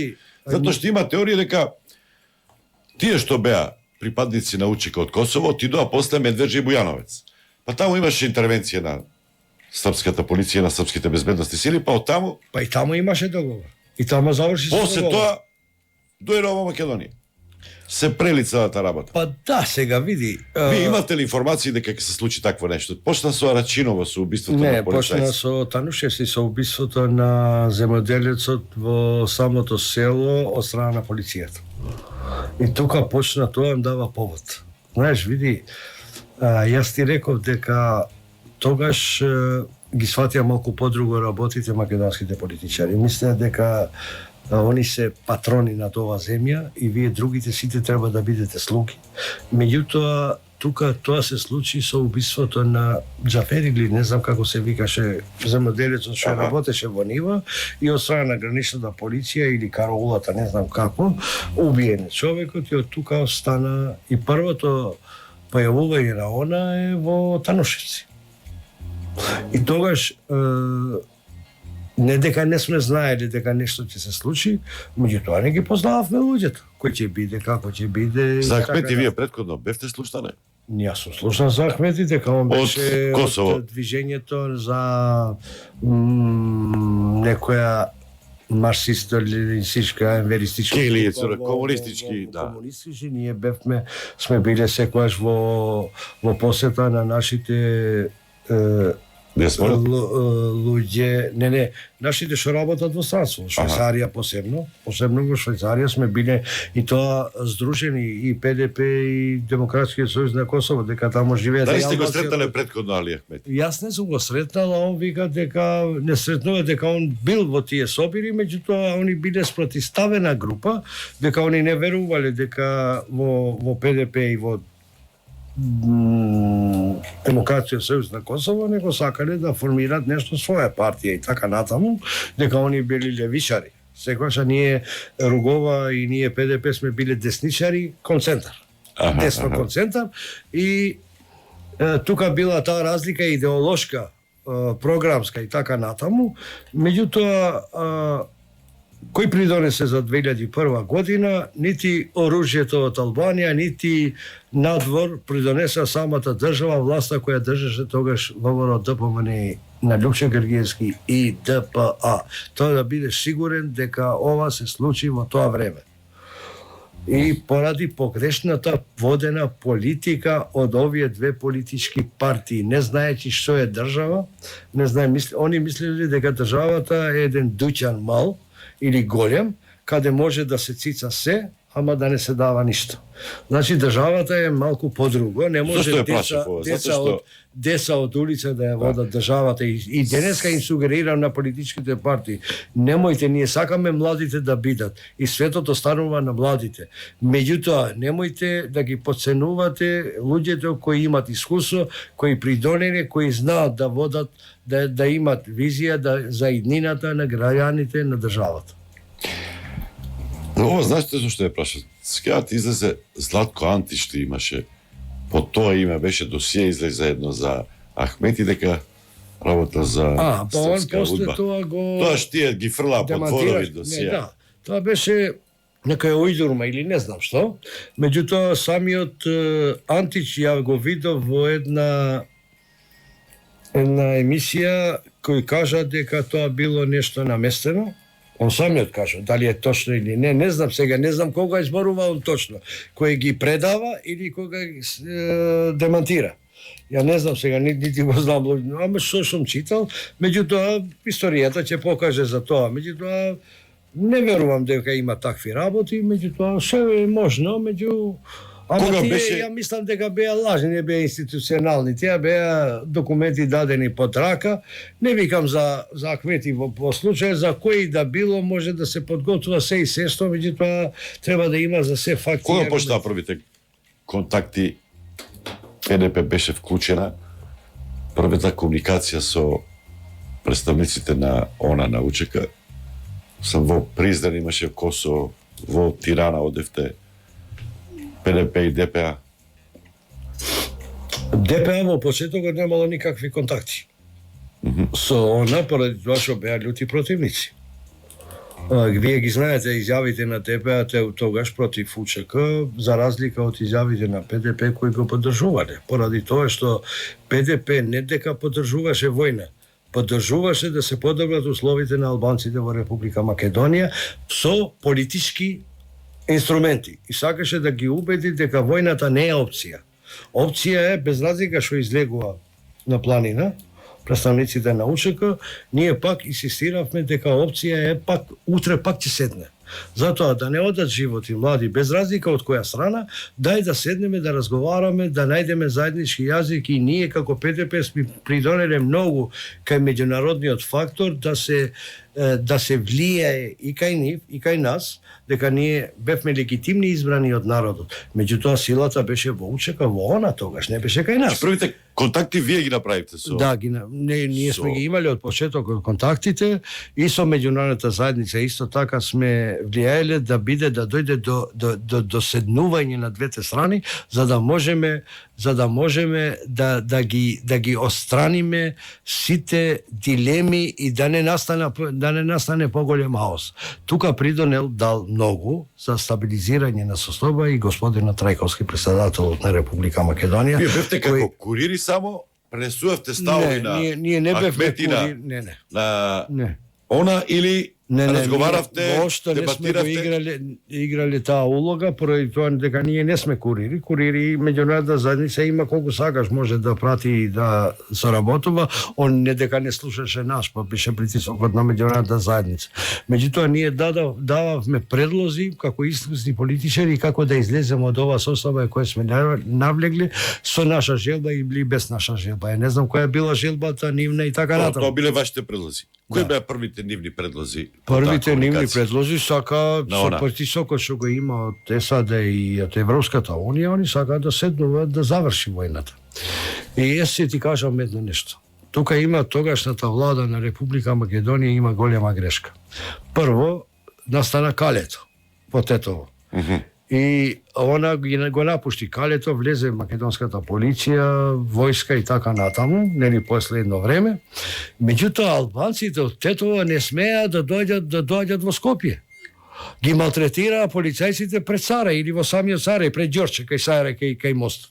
И почна револтот да се покаже од страна на албанците од Тетово, од Гостива. Не смеа да дојдат од полицајците, а тоа беше тогашна владина политика, за да ги малтретират албанците и тоа настана голем револт што се појавија пак припадниците на она.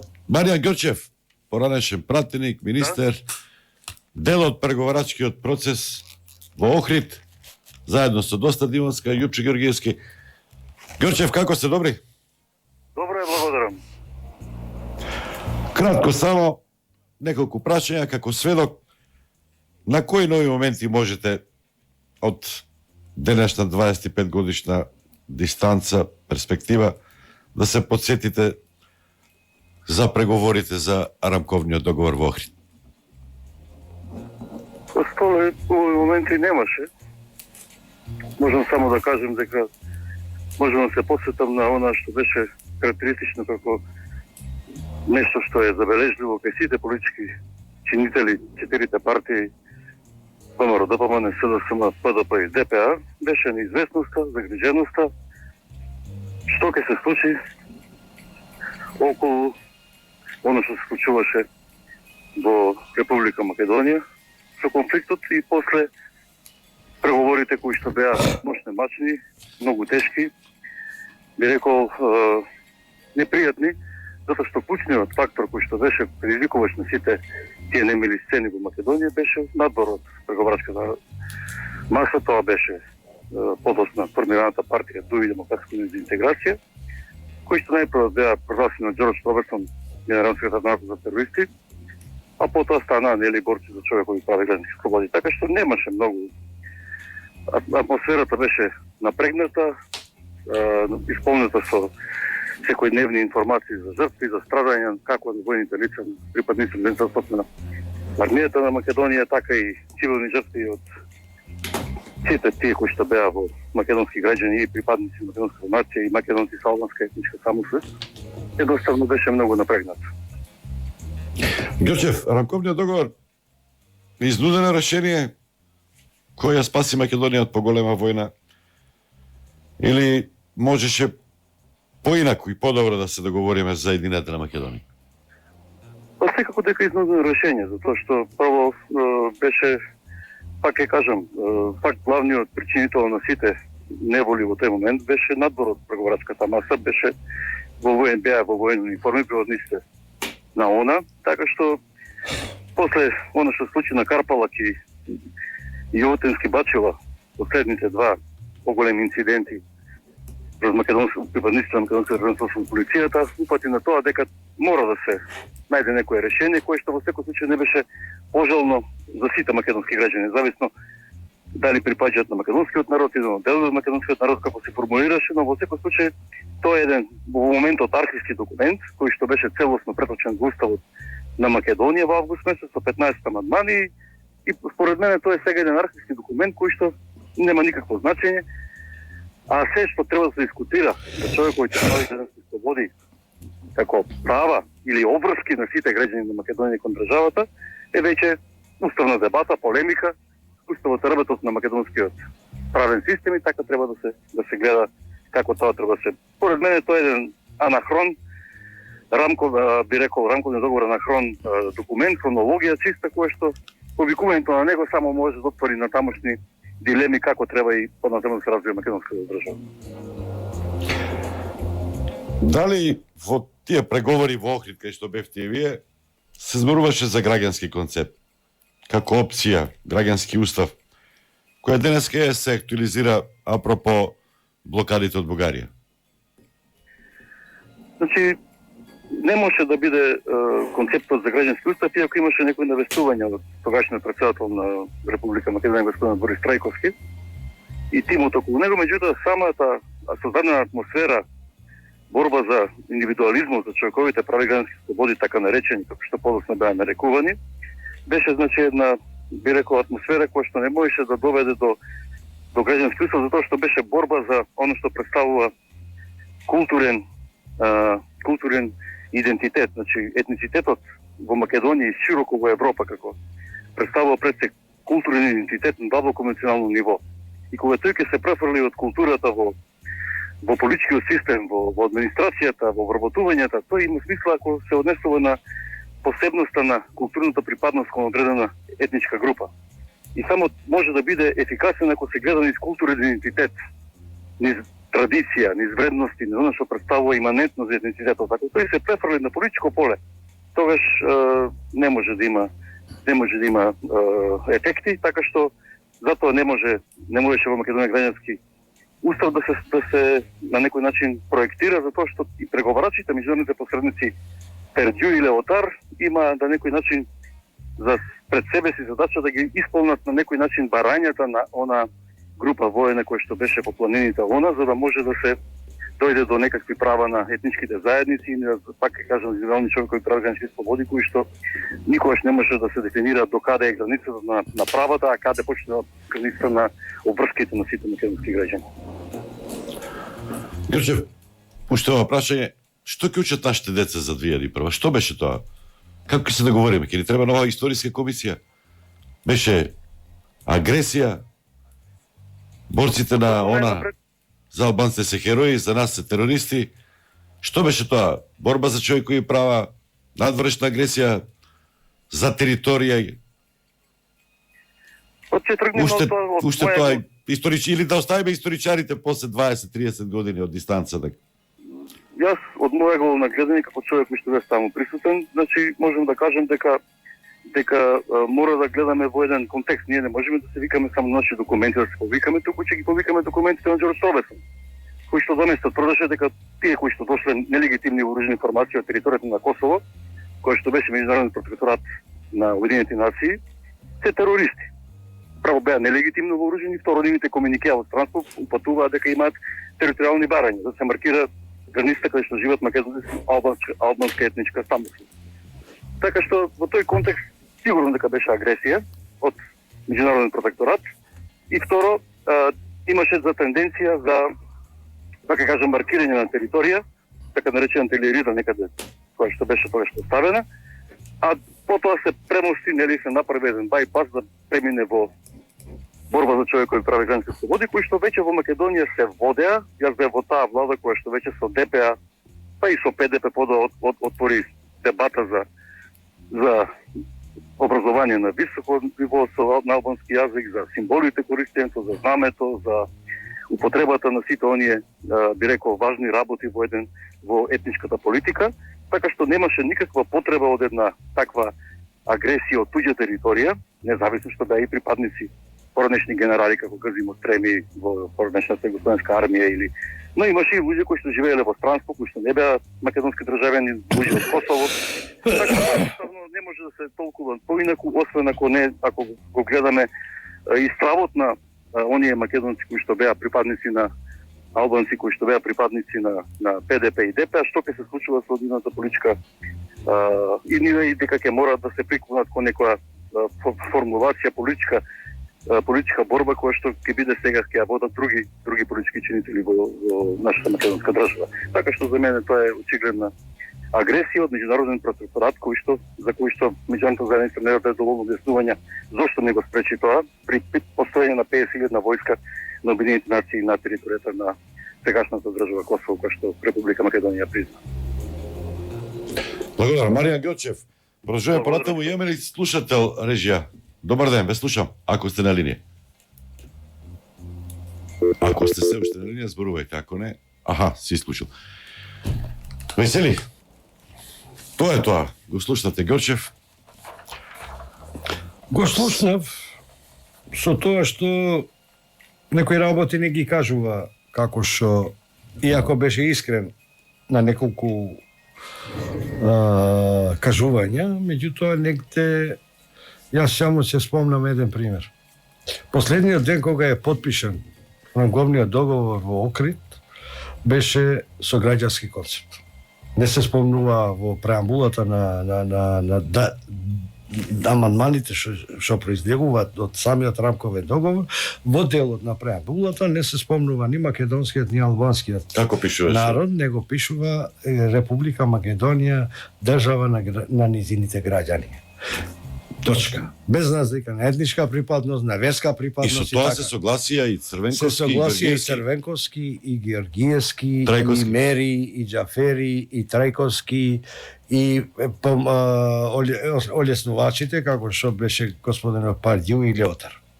И така дојдовме, ние се вративме во Охрид, каде јас, например, не се слагав. И јас не го парафирав договорот, Вие него бевте против граѓански. не против граѓански, против другите делови на нормативниот дел на уставот, каде не беа завршени преговорите за рамковниот договор. Аха, добро. За А инаку со граѓански а во за преработката граѓанскиот сите се согласивме. Кој дојдовме, се вративме во Скопје, после имаше дека председател на собранието, ама пак по иницијатива на тогашниот председател на владата Лјупчо Гергиевски, стој Го господин подпишал дали? Па го Или подпишал, двојна после се игра? предом двојна игра, така играше секој со двојни игри играше. И сега се представува како не знам кој бил, а бил најлошиот водач во владите на Република Македонија низ ова поминато време или од независноста на Македонија. И тогаш го иницира преку Андов, дај ние не може да прифатиме да не се спомнуваат македонците во уставот, дека македонците се главниот народ, они ја водат државата. И после настана хаос со поддршка на некои, не знам, интелектуалци и така натаму, и Андов рече нема да го ставам на дневен ред, а Андов имаше партија со 3 пратеници. Нити мнозинство, не беше на преговорите? Не беше на преговорите, не како председател на собранието. Одеа 4 најголеми партии, а најголеми партии 4 беа овие, СДС, ВМРО, ДП, ПДП. И председателот како толкава сила да покаже. Не бе, он немаше како... сила, сопрама го поддржува од ВМРО. ДПМН дека вика нема да ги ставам на дневен ред амандманите за измена на уставот, ако не се промени преамбулата во ова, и тогаш представниците на меѓународната заедница да не ја губат цела тој труд што го дадува во тоа, и беше наметнат и кај нас, кај албанските политички партии, да го прифатиме тоа, само да заврши војната и да се врати мирот. Тоа беше цел. Тоа се појави македонскиот народ. Види, ние во Окрит се договоривме вака. Да ја признаеме државата Македонија како унитарна држава, каде што во Македонија, освен македонскиот јазик, службен јазик е и албанскиот, со тоа 20%, дека албанците беат над 20%, само албанците беа над 20%, дека македонските политички партии не прифаќа албански, и ние ги разбиравме во тоа време, и меѓународната заедница тогаш не убеди дека треба да ја прифатиме, и да не се споменува албански, да стои само 20 се знае. Меѓутоа, за надворешна политика, за надворешна употреба да биде македонскиот јазик, да се представува државата со еден јазик. Меѓутоа, внатре има 2 службени јазика, кој сака нека признава, кој сака нека не признава. Тоа зашто е службен јазик? Па се зборува во собрание, се зборува што му смета на еден министер македонец таблата да биде и на албански јазик или на институции. Види, јас мислам дека теа игри на како во шашо игра со пиуните. Тоа е игра на Значи граѓанскиот концепт се растури. Граѓанскиот концепт се растури во Скопје со иницијатива на председателот на собранието, поддржан од ВМРО, ДПМН како партнер на можеби и ДПА. Не знам јас тогаш, тоа беше владина коалиција.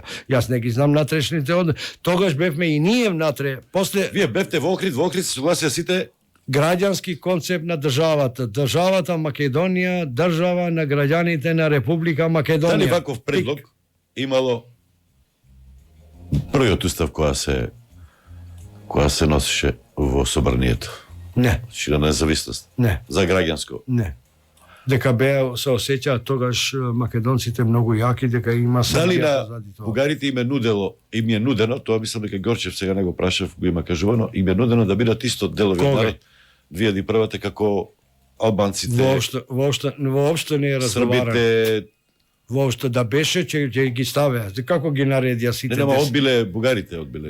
Можеби вие не сте знаеле, ама они нуделе. Бугарија тогаш, видим, Бугарија ја призна Македонија како држава прва од државите. Она не ја признава македонската нација, иначе ја признава Македонија. И тогаш Бугарија не беше членка на Европската унија за да може да условува. Сега зборуваме дека Бугарија тогаш не беше, ние ги напуштивме шансите. Ние требаше да биме дел од Европската унија пред Летонија, Литванија и Естонија. Ние ги исполнивме уште тогаш условите. Само нашите политичари за да бидат неконтролирани, не создадува услови и останавме тука кај сме и ќе останеме уште долго време дека никој не моли. Ние треба да ги моли нив што отидоа пред нас. Кој ни е крив дека Бугарија пред нас отиде? Не исполнуваше ни еден критериум за Европската унија, ние ги само ние не исполнив, нас не доведе, отидовме назад од конфликтот 2001 година поради тоа што не викам дека не се криви и албанците. Меѓутоа поголеми кривци се не македонците, македонските политички партии. Ахмети прв пат која го средна? 2001 Шипковица горе или? Не, 2001 во Призрен. Во Брисел? Во Призрен. А, во Призрен. Тоа беа првите средни. Па после Тоа беше пред да се вратиам во Шипковица. Аха. После во Шипковица одевте вие или не? Многу пати. Еднаш ми дојде 30 дена поред сум бил.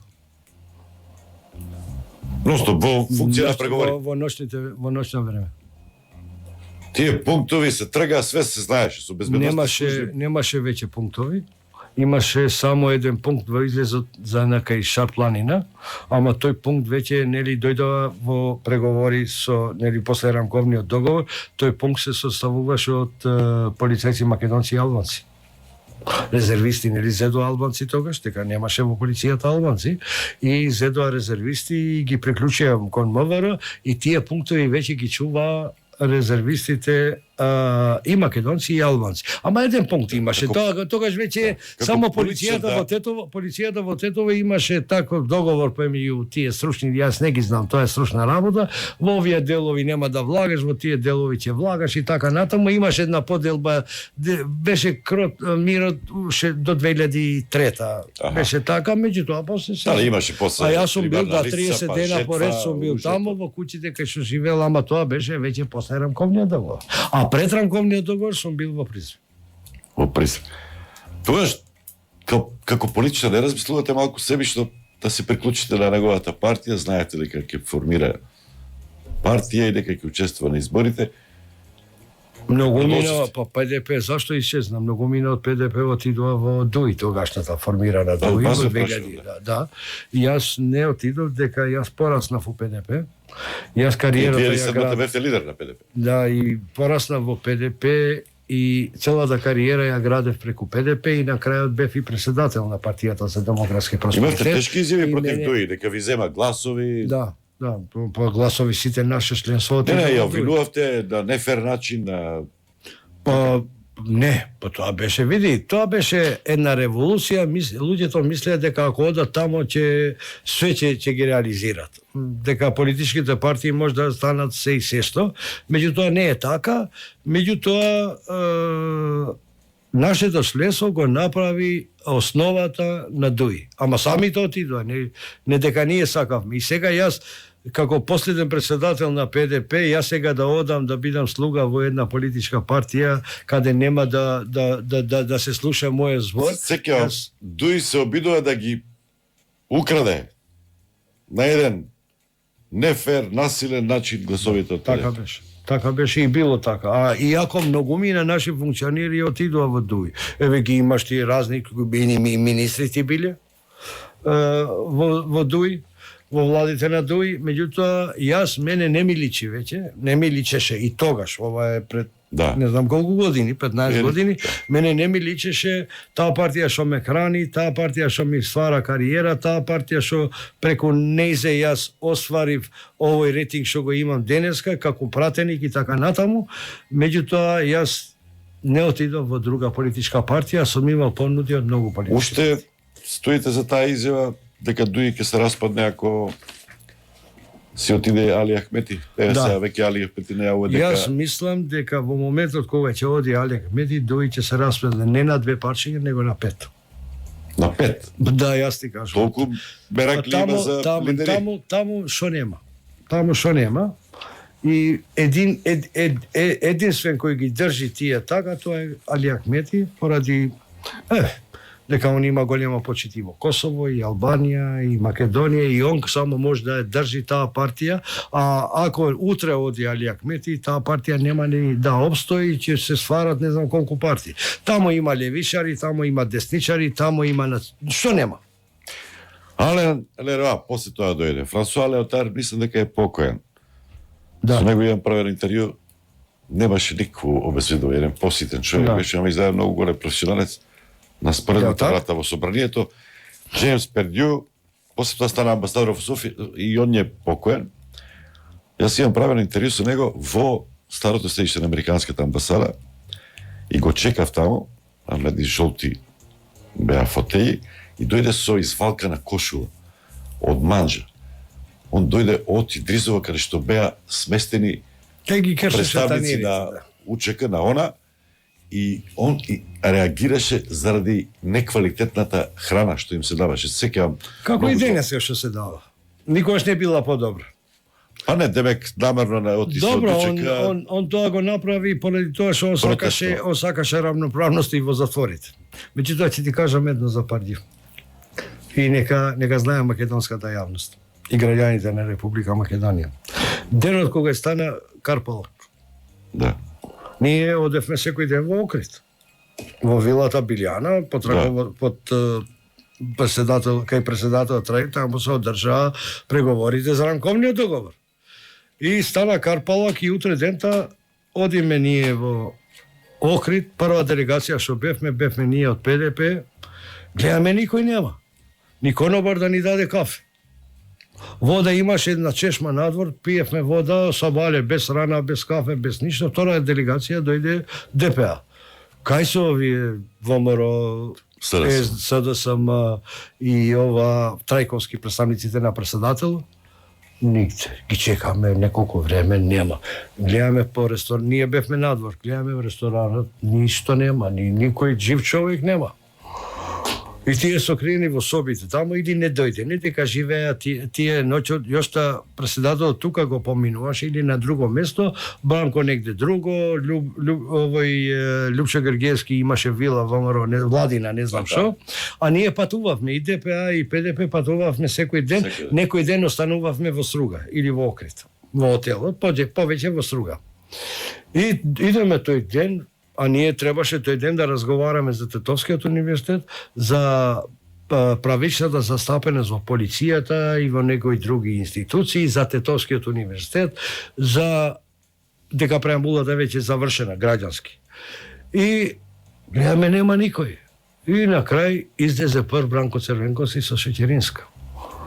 И вика, нема преговори. Они разговарале. Нема веќе завршен ден. А вие за Карпалак немавте информации? Имавме, меѓутоа ние отидовме, ние одиме на преговори за да не се десат овие работи.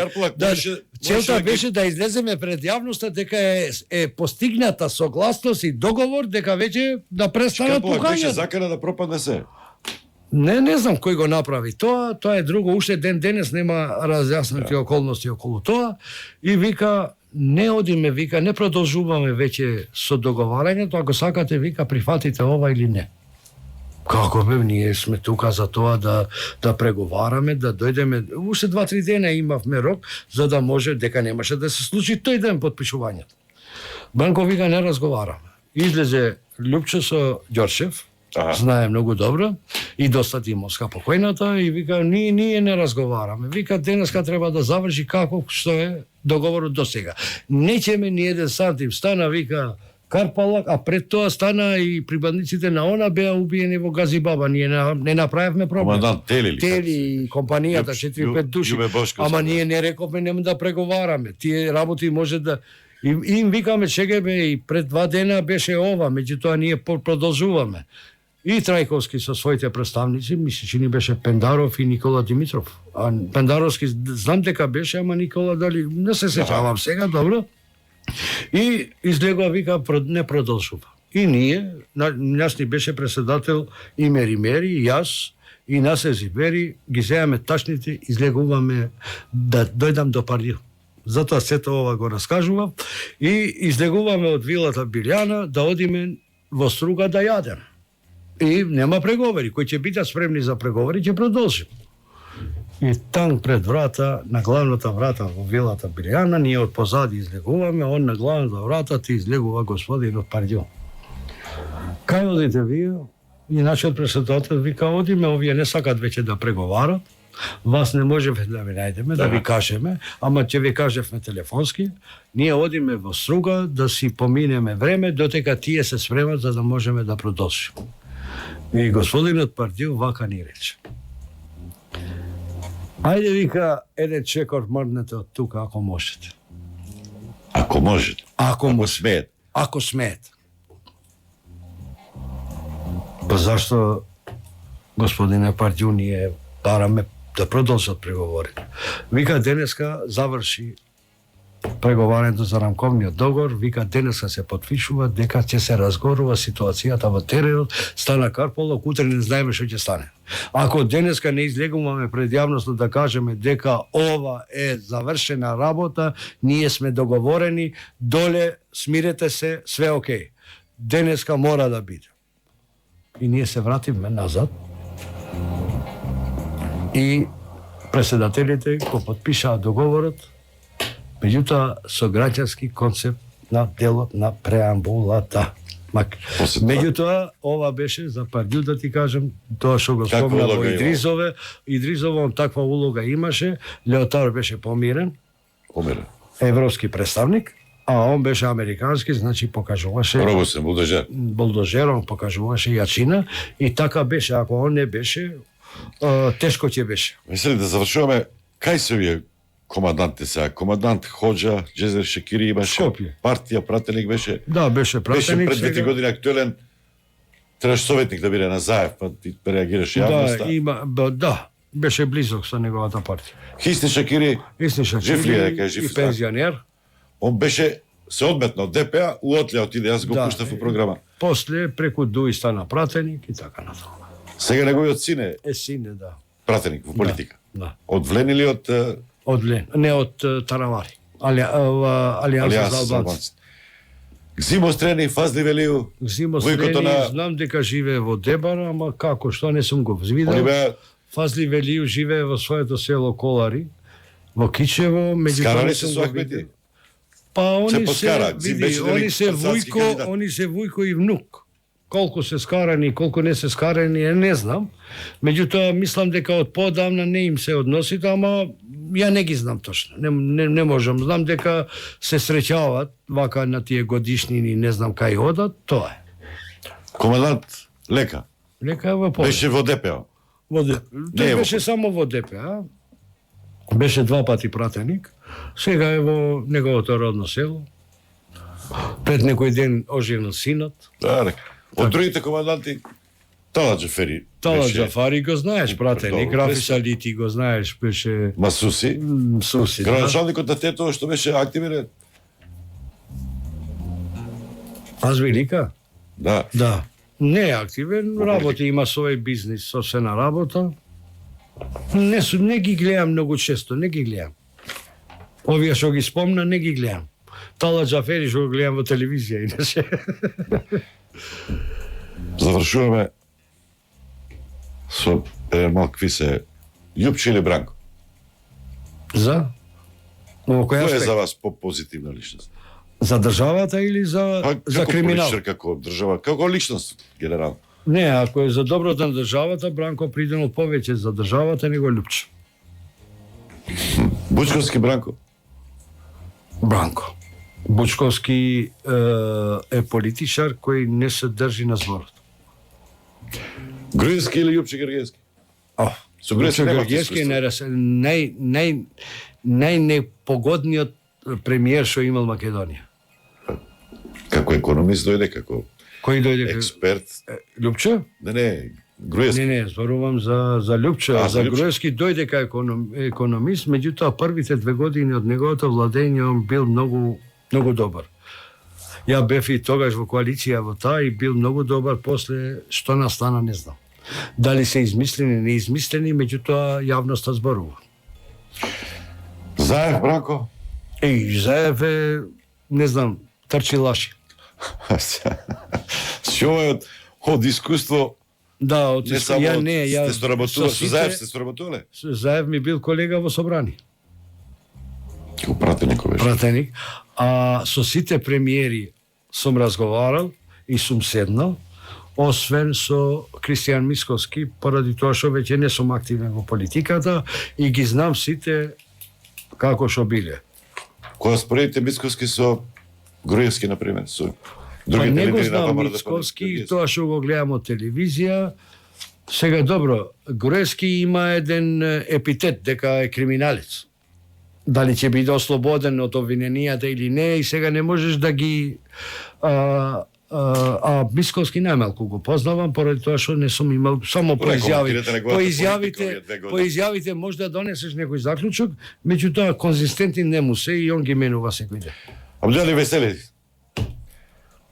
наредните 25 години ќе бидат померни, да се надеваме. Јас мислам да, и да се надеваме, надежда е Политички тоа. не зборувам, да, политички. За политика ја мислам дека да, ние треба, види, нас без поддршка ништо не правиме, ако бидеме членка на Европската Унија, ова ќе биде многу мирна и развиена држава. А верувате ли ќе се откачи ова или Че да, има тајни преговори. Ако јавноста не знае, тајните преговори се за бугарите да бидат дел од уставот и ќе види. Не можеме ние да бидеме тие кои ќе се спротивставиме на еден француско-германски предлог или европски предлог. Нема да терат, Европа нема да менува, да знаеш. Нема да терат инати понатаму? Не, јас мислам дека многу брзо, можеби после наредните избори, кои ќе бидат идната година.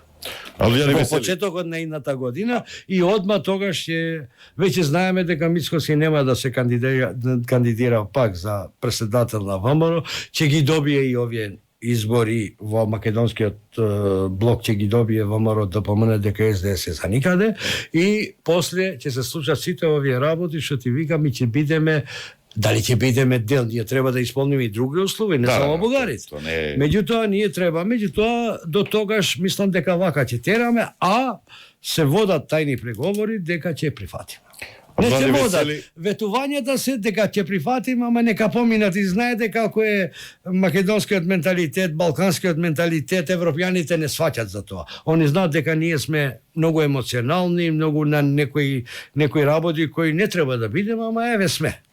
Абдјали Весели, наш гостин, слушате Стадион, слушате и гледате Стадион. Пријатни да слушање до наредната сабота во исто време. Стадион, емисија за вашата вистина.